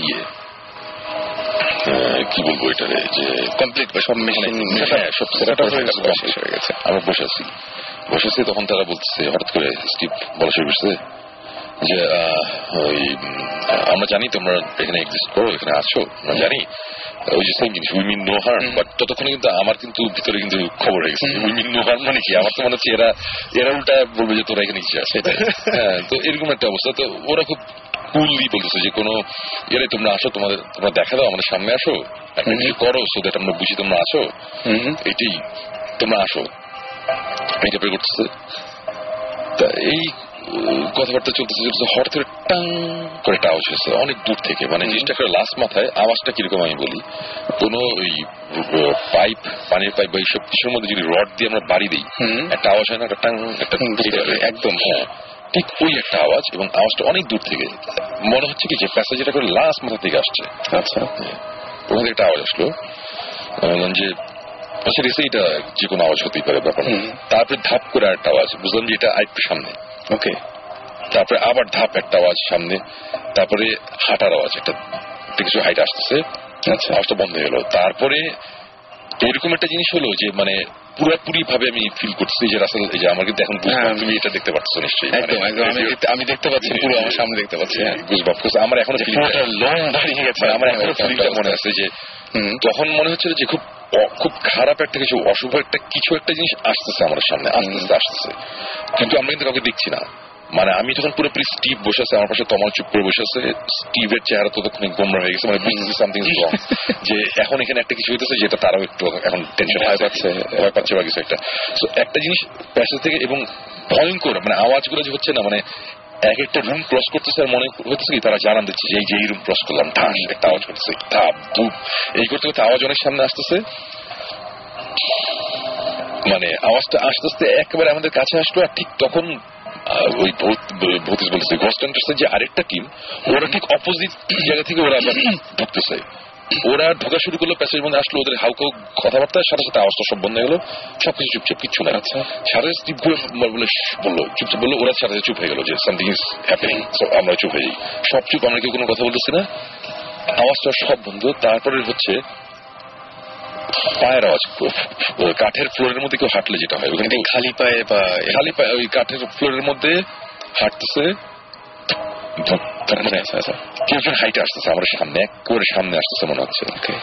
এবং একটা সময় মানে এরকম একটা ফিলিং হলো যে কেউ একজন হাঁটতে হাঁটতে আমাদের সামনে দিয়ে, আমাদের মাঝখানে প্যাসেজের জায়গাটা সামনে দিয়ে এসে, তুমি যদি হাইটে যাও আমরা বুঝবো না যে একজন হাঁটতেছে, পায়ের আওয়াজটা দূর থেকে আস্তে আস্তে সামনে আসলো, সে 10 ফিট দূর থেকে শুরু হলো, আমাদের ক্রস করলো, মনে হলো কি আমাদের পাশ দিয়ে কেউ হাইটে যাচ্ছে, মানে কেউ কাউকে দেখতেছি না, বোঝা যাচ্ছিল, মানে পুরো বুঝতেছি কেউ হাঁটতেছে, মানে একদম চোখে কিছু দেখতে পাচ্ছি না। এবং ওই সময় আমি সবাইকে দেখতেছি, সবাই স্টিফ, মানে পুরো মূর্তির মতো দাঁড়ায় আছে, কেউ কোনো শব্দ করছে না। আমি বললাম যে আমাদেরও এই হয়ে থাকতে হবে, কিছু করা যাবে না এখন, যে আমাদের ক্রস করতে করতে আওয়াজটা আস্তে আস্তে পিছনে যাচ্ছে, আস্তে আস্তে প্যাসেজের দূরে চলে গেল, মানে মিলে গেল। আচ্ছা, মিলে গেল, সব চুপ। হঠাৎ করে দেখলাম যে সবাই বলে যে হ্যাঁ, একজন বলে ডিড ইউ গেট ইট, বলে হ্যাঁ গট ইট, এই টাইপের সবকিছু, মানে সবাই রেকর্ড করছে নাকি ইকুইপমেন্ট, মানে ওরা তো আছে ওদের চিন্তা নিয়ে। তো ওরা খুব স্যাটিসফাইড, হ্যাঁ পাইছে। দেয়াল, আমার পাশে তমাল, বাম দিকে তার পিছনে হচ্ছে দেয়ালের মতো, আর আমার ডান সাইডে আছে হচ্ছে গিয়ে, বাম সাইডে তমাল, ডান সাইডে হচ্ছে দরজা, আর আমাদের সাথে কেউ নাই, আর আমাদের সামনে 3-4 জন ওরা দাঁড়া আছে। আমরা কথা বলছি, হঠাৎ করে তমাল আমাকে বলে, ফিসফিস করে বলে যে শুনুন ভাই, আমি কি আপনি কি আমার ঘাড়ে হাত রাখছিলেন? আমি বলি না ভাই, আমি তোমার ঘাড়ে হাত রাখি, সঙ্গে চলে। আমি সাথে সাথে ঘুরলাম, দেখলাম যে এই ও ঘুরতে চলে না, আমিও ঘুরছি, এবং স্টিভ, ট্যাঙ্গো, এমনি সবাই বুঝছে সামথিং ইজ রং। ওরা বলল just get out of here. আমরা মোটামুটি লিটারেলি মানে ঠিক দৌড়াই নেই, কিন্তু যত ফাস্ট হাঁটা যায় আমরা খাটখাট করে আমরা জাস্ট 4 তলার থেকে যে কে কত ফাস্ট আমরা নিচে নামতে পারি। নিচে মানে কি, আমাদের তো সিঁড়িতে যেতে হবে, সিঁড়ি না থাকলে আমরা নিজে লাফ দিয়ে নামতে হবে। আমাদের সিঁড়িটা অনেক দূরে আমরা জানি, এবং ওই যে সিঁড়ি এই যে 30 ফিটের মতন দূরে, মানে সিঁড়িটা বা 20 ফিট কতখানি আমার মনে নেই, কিন্তু মনে হয়েছে যে আমরা 50 মাইল হাঁটতেছি, যে কখন সিঁড়িটা আসবে কেউ কোনো কথা বলতেছে না। এবং বিশ্বাস করবো না আসলে, সিঁড়ি থেকে জাস্ট মানে আমরা জাস্ট ওই ফ্লোর থেকে যে সিঁড়িতে উঠে কয়েকটা স্টেপ নিচে নামছি, সাথে সাথে মনে হচ্ছে এভরিথিং ইজ ফাইন, কোনো প্রবলেম নেই, কোনো প্রবলেম নেই। মানে আমরা এখানে আসি, এর কোনো সমস্যা নেই, এভরিথিং ইজ টোটালি পারফেক্ট, ওকে, মানে এখানে ভয়ের কিছু নাই। মানে অথচ যতক্ষণ ধরে আমরা এখানে ছিলাম, মানে একটা সময় যখন হাইট আসতেছি তখন মনে হচ্ছে কি যে কখন রাস্তাটা শেষ হবে, কখন আমরা দরজাটা দিয়ে আমরা সিঁড়ির মধ্যে ঢুকতে পারবো আর কি। এবং আমরা যখন বাইর হয়েছি, বাইর হওয়ার পরে দেখলাম যে মানে স্টিভ, ট্যাঙ্গো, এমি, 3 জনের অবস্থা আমি যেটা বুঝলাম যে তারা খুবই স্যাটিসফাইড, তারা ভয় পেয়েছে, ভালো কিছু পেয়েছে, তারা খুব ইন্টারেস্টিং কিছু জিনিসপত্র পাইছে। তা আমি বললাম যে আমরা কি তোমাদের ফুটেজ নিতে পারি নাকি? আনফর্চুনেটলি এটা সাইফাই চ্যানেলের কপিরাইটেড ম্যাটেরিয়াল, এটা আমরা ইউজ করতে পারবো না। সো ওরা বললো যে এটা পারবো না, বা তোমাদের আমরা দেখাইতে পারি। তারপরে আমাদের বসায়া মানে ওদের যে মোবাইল এইচকিউ, ওই গাড়ির মধ্যে বসে যতখানি যা দেখানোর দেখালো, মানে ওরা ইন্টারেস্টিং ব্যাপার হচ্ছে যে ওদের কাছে বেশ কিছু 2-1 ইকুইপমেন্ট ছিল যেগুলো আমাদের কাছে ছিল না। মানে ছিল না বলছে এই কারণে ওইগুলো আমরা পেয়েছি, আমাদের ছিল, ওরা দিয়েছে। সো ওরা যেভাবে জিনিসটা করে আর আমরা ভৌতিকটা যেভাবে করি, আমাদের মধ্যে ডিফারেন্স আছে। যে আমরা যে ফাইজলামি করি, হ্যাঁ সামনে সাহস থাকলে সামনে, মাঝে মধ্যে আমরা এই টাইপের ফাইজলামি করি, মাঝে মাঝে চুপ করে বসে দেখি যদি কিছু হয়। ওরা দেখি কি ডিরেক্ট একটা কন্ট্যাক্ট করার চেষ্টা করে, কমিউনিকেট করার একটা চেষ্টা করে। সো এই ডিরেক্ট কমিউনিকেশনের ব্যাপারটা আমার কাছে খুব ভালো লেগেছে। এবং আমার মনে হয় যে আমি তখনই সাকিবদের তখন কল দিয়ে বললাম, সাকিব আমি যে কি দেখলাম কি শুনলাম আমি বুঝতেছি না, আমার এখনো বিশ্বাস হচ্ছে না এই টাইপের জিনিসপত্র হয়েছে। বাট মানে এই 4 তলার ব্যাপারটা আমি এটাই বলবো যে আমি ডেফিনেটলি, আমি 100% শিওর, মোর দেন দ্যাট আমি শিওর যে 4 তলায় দেয়ার সামথিং রং আউট দেয়ার, খুব বেশি ভয়ঙ্কর কিছু একটা আছে। এবং যেটা আমার ধারণা, আমি যদি কালকেও আবার চাই, কালকে আবার সেম এক্সপিরিয়েন্স হবে, বিকজ এই জিনিস হুট করে চলে যাওয়ার কথা না। ওখানে 4 তলা মানে অনেকগুলো রুম, এবং এক একটা রুম অনেক উঁচু উঁচু, মানে অনেক আগে বানানো, মানে এক একটা রুমে গিয়ে বসে থাকি মনে হয় সামথিং ইজ রং, এরকম লাগে। মানে যারা একটু ভীতু টাইপের তারা এমনি 1তলা 2তলাতেই ঘুরতে পারবে না, এটা এরকম জায়গা। শুনুন ভাই, আমরা যদি একটু জাস্ট রিক্যাপ করি, আপনি 1 তলায় যেখানে বল নাড়ানো হলো, তারপরে 2 তলায় যেখানে টর্চ জ্বালানো হলো, 3 তলা, ওখানে আপনি কিছু ফিল করেন? আমি কিছু, আপনি এভিডেন্স পাইছেন? কিন্তু হ্যাঁ, আমি এভিডেন্স পাইছি, এভিডেন্স দেখছেন যে থিংস আর হ্যাপেনিং, এভিডেন্স দেখছেন থিংস আর হ্যাপেনিং, বাট আপনি ফিল করেন নাই। 4 তলায় গিয়ে আপনি দেখেছেন না, এবং মানে ফিলও করছেন যেখানে সামথিং ইজ রিয়েলি রং। হ্যাঁ, এবং সেখানে সবাই ভয়টা পেয়েছে সেই জায়গাতে। এটার মানেটা কি exactly? What is the explanation for this? আমরা যেখানে আমরা ফেটে যাচ্ছে, আচ্ছা, মাই মেটাল ভয়েস, মানে আমরা যেসব জায়গায় ম্যাক্সিমাম জায়গায় গেছি, মানে যেখানে আমাদের ইনসিডেন্টস হয়েছে, সেখানে তো আপনি জীবনের প্রত্যেকবারই সাইজ হয়েছেন। হ্যাঁ, সাইজ হয়েছেন দেখেই ইন্টারেস্টিং হয়েছে। সো তার মানে কি উই এনকাউন্টার ব্যাড স্পিরিটস? না, আমি যেটা বুঝি, যে আমার যেটা মনে হয় যে এই সুপার ন্যাচারাল বা আনএক্সপ্লেইনড ফেনোমেনা বা এইসব এক্সিস্টেন্স, এগুলা আমি মোটামুটি বুঝি, আমি মোটামুটি একটা জায়গায় আমি কিছুটা বুঝতে পারি। বাট আমার একটা লিমিটেশন আছে, যে আমি এতখানি হয়তো বুঝতে পারবো, এর বাইরে যদি কিছু থাকে সেটা হয়তো আমি জানি না। সো আমার কথা হচ্ছে যে এরকম অনেক জিনিসই থাকতে পারে যেটা আমরা এরকম অনেক আমরা রিচ করতে পারি না। যেমন 42টা লোকেশনে গেছি, রাইট? সো 42টা লোকেশনের মধ্যে আমরা 9টা লোকেশনে খুবই হ্যাপি, আর এই জায়গাটা পেয়েছি, এইগুলো হচ্ছে এপিসোড করার মতন জায়গা, তাই না? সো এর মানে এই না যে বাকি যে 42টা থেকে যে 9টার বাকি যেই কয়টা হয় 31টা না 33টা জায়গা, ওইখানে যে কিছু নাই তা না, হয়তো ওর মধ্যে কিছু কিছু জায়গা ছিল যেটা আমরা জানিও না, আমরা হয়তো মিস করেছি। তো আবার আরেকটা ব্যাপার আছে যে আমি যতখানি এগুলো ফিল করি আমার চেয়ে বেশি করে আবার জিব্রান, মানে জিব্রান এরকম অনেক সাকিব তুমি অনেক জায়গায় জিব্রান বলতেছে সামথিং ইজ রং, একদম। এবং আমি তখন বলেছি যে না অ্যাকচুয়ালি না, আমার মনে হয় না, কিন্তু হোয়াট ইফ আসলে এখানে কিছু একটা উল্টোপাল্টা ছিল যেটা আমি বুঝি নাই, জিব্রান বুঝতে পারছে। এবং জিব্রান ভাই আমি নিজে এটা দেখেছি, জিব্রান ভাই অনেক দ্রুত বুঝতে পারে এবং তারপরে ফল ভোগ করতে হয়। এটা না ফল ভোগ, ওটা সবকিছুরই অ্যাকশনের রিঅ্যাকশন, মানে কনসিকুয়েন্স তো থিওরি আছে শুনবে আমার এটা। মানে এক জিনিস হচ্ছে যে আমার একটা, আপনি যেটা বললেন না যে সাকিব যেটা জিজ্ঞেস করলো যে কয়েক সময় কয়েক সময় হয় না, আমার একটা ফ্রেন্ডের বাসা আছে, ওর অনেকদিন ধরে বলছিল ওর বাসায় প্রবলেম আছে কিন্তু আমি যে জীবনে কোনো কিছু ফিল করি নাই। একদিন আমার সময় আমি বসে আছি, আমার চোখের সামনে দরজাটা যে বছর দিয়ে দরজাটা বন্ধ হয়ে গেল, পুরো বসে দিয়ে দরজাটা বন্ধ হয়ে গেল, আবার একটু খুললো, আবার ওই ইয়ে সিস্টেম খুলে গেল। I did not feel anything, but it's happening আমার সামনে। সো আমি যত জায়গায় গেছি তারপরে যা কিছু হচ্ছে সব জায়গায় যে আমি আমি আগে মানে একটু বুঝতে পারি কিছু হচ্ছে, কিন্তু ওটা আমি ওই একটা জায়গায় আমি বুঝতে পারি। মেবি আমার আরেকটা এক্সপ্লেনেশন আছে, সেটা হচ্ছে যে মেবি যে ঘোস্ট হান্টার্সদের সাথে যখন দেখা করতে যাচ্ছি, ওর সাথে ইনভেস্টিগেশনে যাচ্ছি, তখন আমার মাথায় একটা জিনিস কাজ করছে, সেটা হচ্ছে যে ঘোস্ট হান্টার্স দেশের বাইরে থেকে কিছু লোকজন আসছে, এদের নিয়ে আমরা টিম ইনভেস্টিগেশনে যাচ্ছি, সো আমাদের ওদের ইমপ্রেস করতে হবে, সো আমরা অনেক কিছু ফেক জিনিসপত্র করবো, ওরা যাতে ভয় পায়। সো এই জিনিসটা তো আমার মাথায় অ্যাকচুয়ালি কাজ করতেছিল, সবকিছু আমি প্রচন্ড ভাবে এক্সপ্লেন করার চেষ্টা করতেছিলাম। সো আমার হয়তো আমার মেন্টাল স্টেটটাই এটা ছিল যে আমার এখানে ভয় ঢুকতে দেওয়া যাবে না। হ্যাঁ, বাট 4 তলায় যাওয়ার পরে একটা স্পিরিট অথবা ওই যে ওইটার লেভেলটা এত বেশি ছিল যে আমার সাবকনশিয়াস মাইন্ডের ওটা আটকাতে পারে নাই যে না এখানে একটা কিছু আছে এবং এটা বুঝো। সময় আমাদেরকে SMS করেছে যে প্রিয়াঙ্কা, এবং প্রিয়াঙ্কা বলছে যে সুমন ভাই মানে তার ধারণা যে গুড স্পিরিট যেগুলো সেগুলো আপনি ফিল করতে পারেন না, বাট ব্যাড স্পিরিট সেগুলো আপনি খুব সহজে ফিল করেন। বলতে চাচ্ছিল যে উই পিক আপ সার্টেন ফ্রিকোয়েন্সিজ, যেটা আমি সবসময় বারবার বলি যে আমরা everything in the universe is a frequency, একটা ফ্রিকোয়েন্সি চলে। আমরা যেটা ধরি আপনি আমি যেটা বারবার ফিল করছি, it's certain frequencies that we pick up. না আবার আরেকটা ব্যাপার আছে যে এই যে গুড স্পিরিট যে ধরতে পারি না ব্যাড স্পিরিট, বাট এটা যদি হয় তাহলে আমাদের ভৌতিকের পাইলট এপিসোড, আমাদের ফার্স্ট এপিসোড যেটা ছিল, মানে মানুষজন এখনো দেখেনি, আমাদের যেটা দিয়ে অ্যাকচুয়ালি ভৌতিকটা শুরু হয়, একটা আমরা একটা বাংলোতে গেছিলাম শ্রীপুরে। আচ্ছা, ওই বাংলো বাড়িতে আমাদের একটা শুটিং ছিল। সব বলে দিচ্ছে, না বলতেছি না, একটা শুটিং ছিল। ওই শুটিং এ যখন আমরা গিয়েছিলাম তখন একটা সময় এরকম একটা কিছু হচ্ছিল উল্টাপাল্টা, তখন আমি ওদের সবাইকে একটা কথাই বলছি যে আমি পুরোপুরি ফিল করছিলাম যে বাইরে থেকে খারাপ একটা কিছু ঢুকতে যাচ্ছে, বা ভিতরে একটা কিছু আছে যেটা ভালো, এরা আমাদের সেভ করতেছে, ওদের ঢুকতে দিতেছে না। এটা কিন্তু আমি ওদের বলছি, মনে আছে? আমি কিন্তু তখন ক্লিয়ারলি বলছিলাম। তখন কিন্তু আমি গুড স্পিরিট ব্যাড স্পিরিট দুইটার কথাই কিন্তু আমি বলছি। আমার কাছে কিন্তু দুইটি মনে আছে, যেখানে ভালো একটা কিছু আছে, খারাপ একটা কিছু আছে। খারাপ জিনিসটা ভালো গুলা আমাদের আপনাদেরকে প্রোটেক্ট করছে।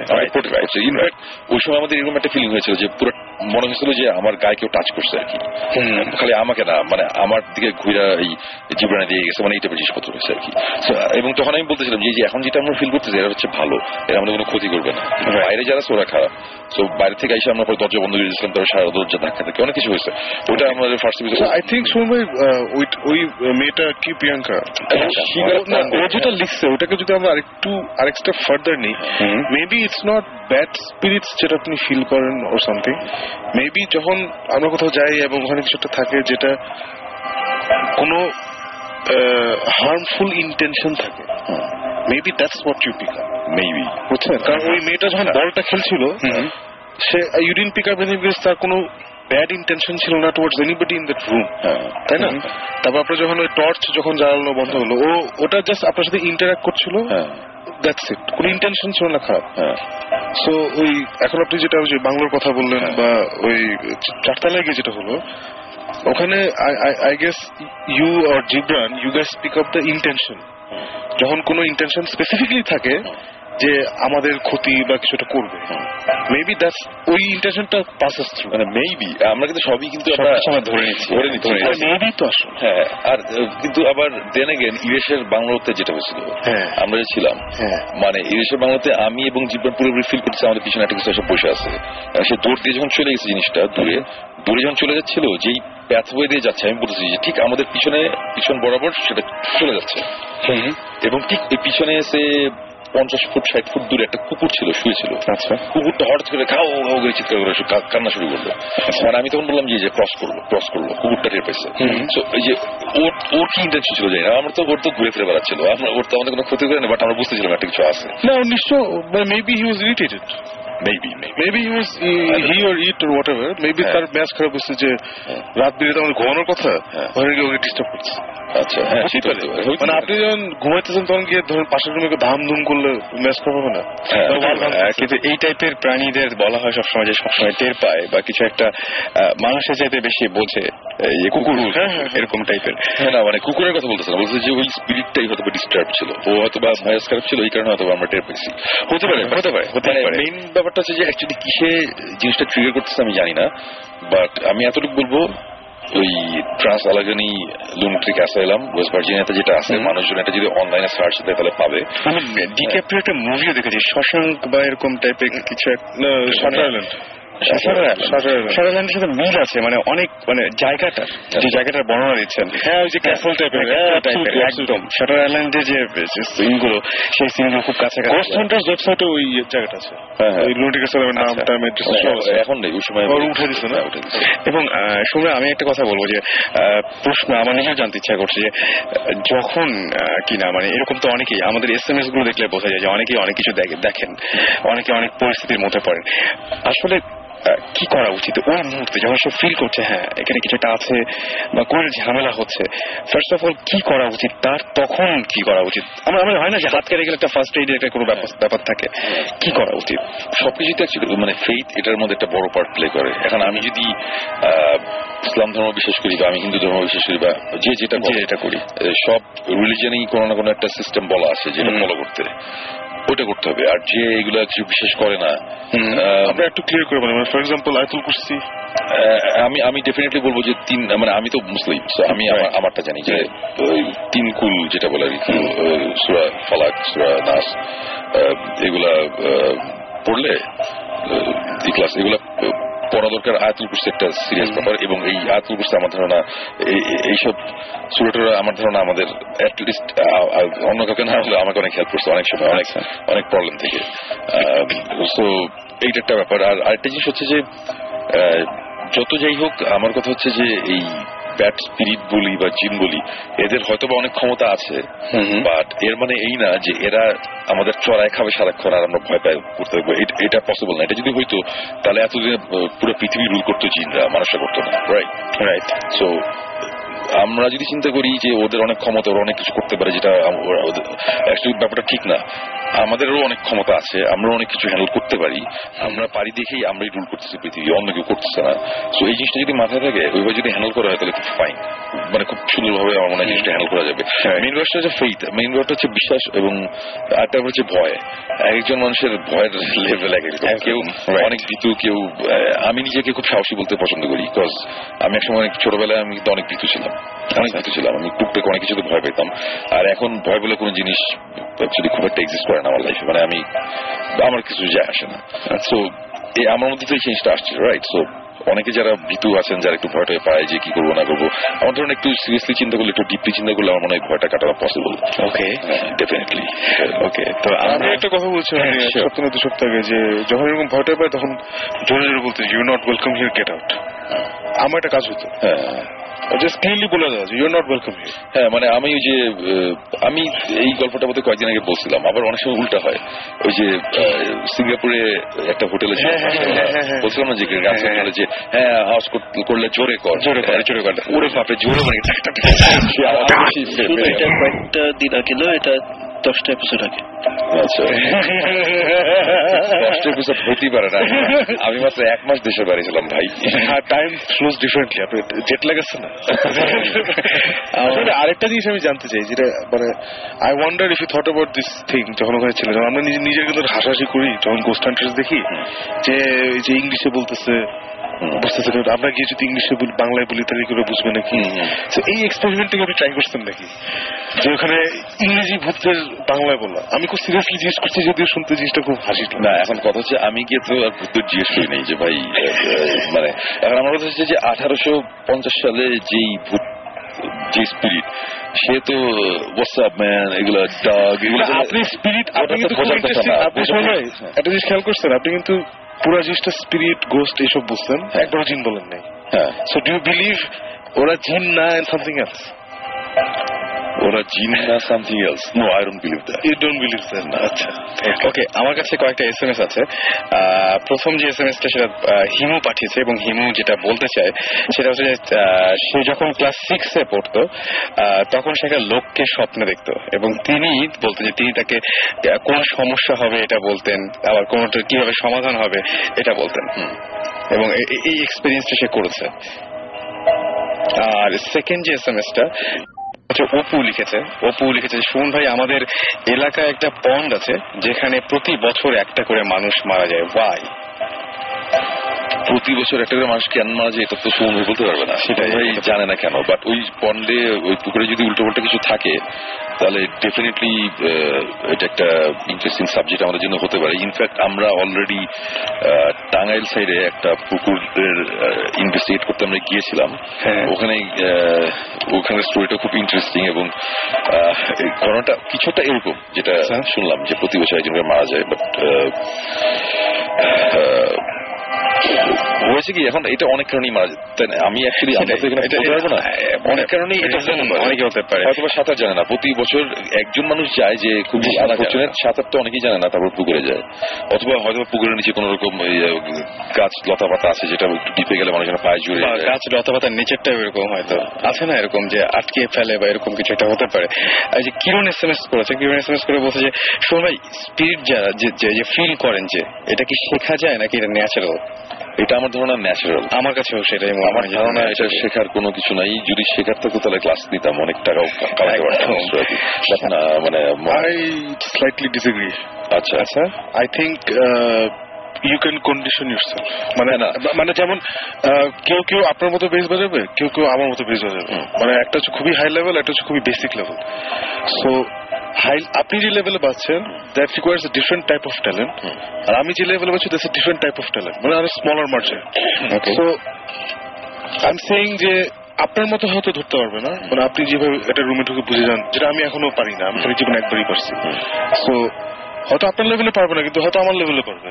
মানে আর নিজেকে যদি ট্রেন করে, নিজে যদি একটু চিন্তা করে, যে আমার যেমন এই ভোটেশন করার পর থেকে আমি ফের অনেক কিছু নোটিস করা শুরু করছি। কারণ আপনি তো ইউজুয়ালি আমাদের কেসগুলো যেটা হয়, ইউ ডিল উইথ যারা কথাবার্তা বলে, you deal with them, I don't deal with them.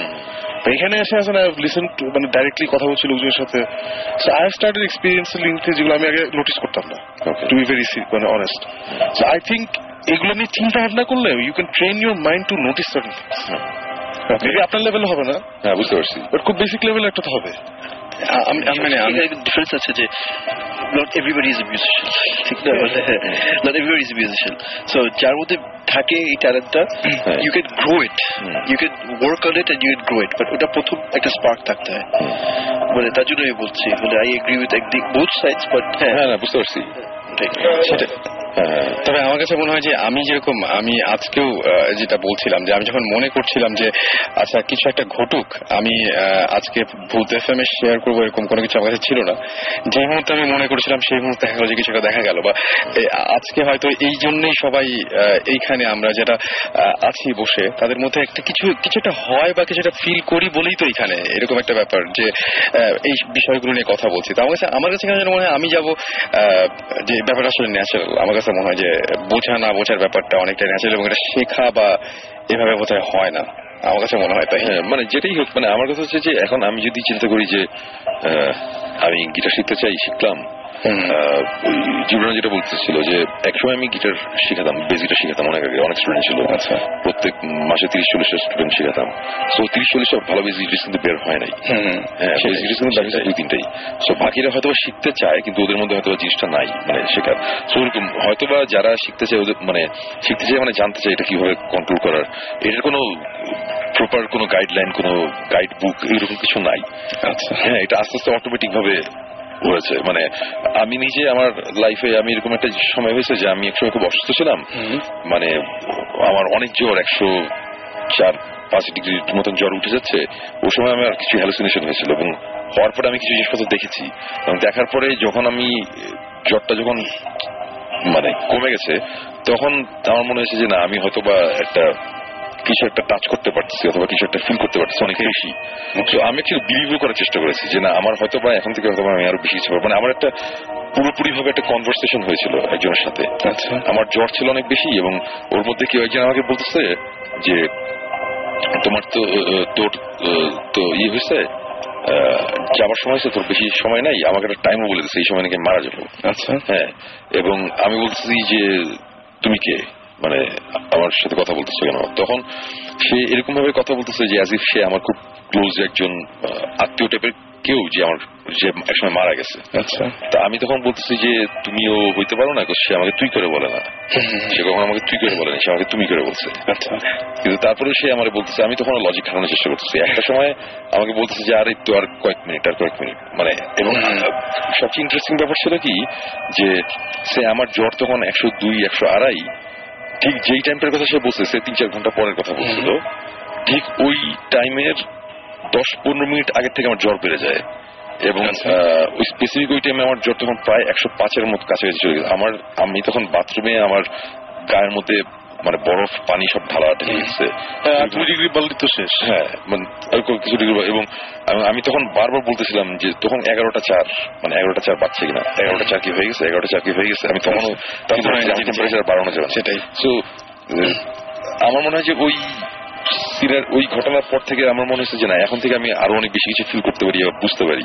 তো জিনিসটা আমার কেউ শিখাই দেয়নি, আমি হয়তো এরকম একটা সিচুয়েশনে পড়ছি, আমার ডিফেন্স মেকানিজম হয়তো কাজ করছে সেভাবে যে ঠিক আছে, তোমার প্রোটেক্ট তোমারই করতে হবে এবং করতে গেলে তোমার বুঝতে হবে এইসব জিনিসের সাথে আমার ফাইট করতে গেলে তোমার এই জিনিসটা লাগবে, এইটা হচ্ছে তোমার জিনিস, তোমার ভিতরে ছিল, বাইরে হয়ে গেছে। মানে ব্যাপারটা হয়তো এরকম হইতে পারে, আমি জানি না। আমাদের তো এইসব ব্যাপারে অফিসিয়াল জ্ঞান খুবই কম, আমরা তো এক্সপিরিয়েন্স থেকে যা করার করছি। দেন কারো যদি কোশ্চেন থেকে আমি বলবো যে কোশ্চেনের কিছু নাই, বিকজ বেস গিটার কেউ আমাকে শিখায় নেই, গানও কেউ আমাকে শিখায় নেই, এই জিনিস আমাকে কারো শিখাতে হবে। তো আমাদের মনে হয় আজকে শেষ করা উচিত, শেষ করে দিই আমরা আজকে। আর আজকে SMS আমি পড়ার চেষ্টা করেছি, তারপরে আপনাদের SMS গুলো থাকলো আমার কাছে। নেক্সট উইকে নিশ্চয়ই আমরা আজকে অনেক মানে কি বলবো যে গল্পগুলো আমরা শোনার জন্য অপেক্ষায় ছিলাম, সেই গল্পগুলো আজকে বেশি করলাম আমরা, এবং সেই ঘটনাগুলো আমরা বেশি জেনেছি। আর নেক্সট শোতে ডেফিনেটলি আপনাদের মধ্যে থেকে কেউ না কেউ থাকবেই, আমাদের কাছে SMS থাকছেই আপনাদের, এবং ডেফিনেটলি আপনারা আমাদের সাথে শেয়ার করবেন সেই আপনাদের অভিজ্ঞতাগুলো, সেটা SMS এর মাধ্যমে। SMS করার নিয়ম হচ্ছে শাউট লিখে স্পেস দিয়ে আপনার নাম লিখে স্পেস দিয়ে আপনার মেসেজ লিখে পাঠিয়ে দিন 9840 নম্বরে, অথবা সরাসরি আমাদের ইমেল করতে পারেন। আর ইমেল অ্যাড্রেসটি হচ্ছে bhutfm@radiofurti.fm। আমার মনে হয় যে সমস্ত গল্প আপনারা ডিটেইলে জানাতে চান আমাদেরকে, যে কি ঘটেছিল, কি অবস্থা, কোথায়, সবকিছু আপনি যদি ইমেল করেন তাহলে আমাদের আরো বুঝতে সুবিধা হবে, পরে আমরা আপনাকে এখানে নিয়ে আসতে পারবো। আর যারা এখানে SMS করছেন, SMS দেখে আমরা কল করবো আপনাদেরকে।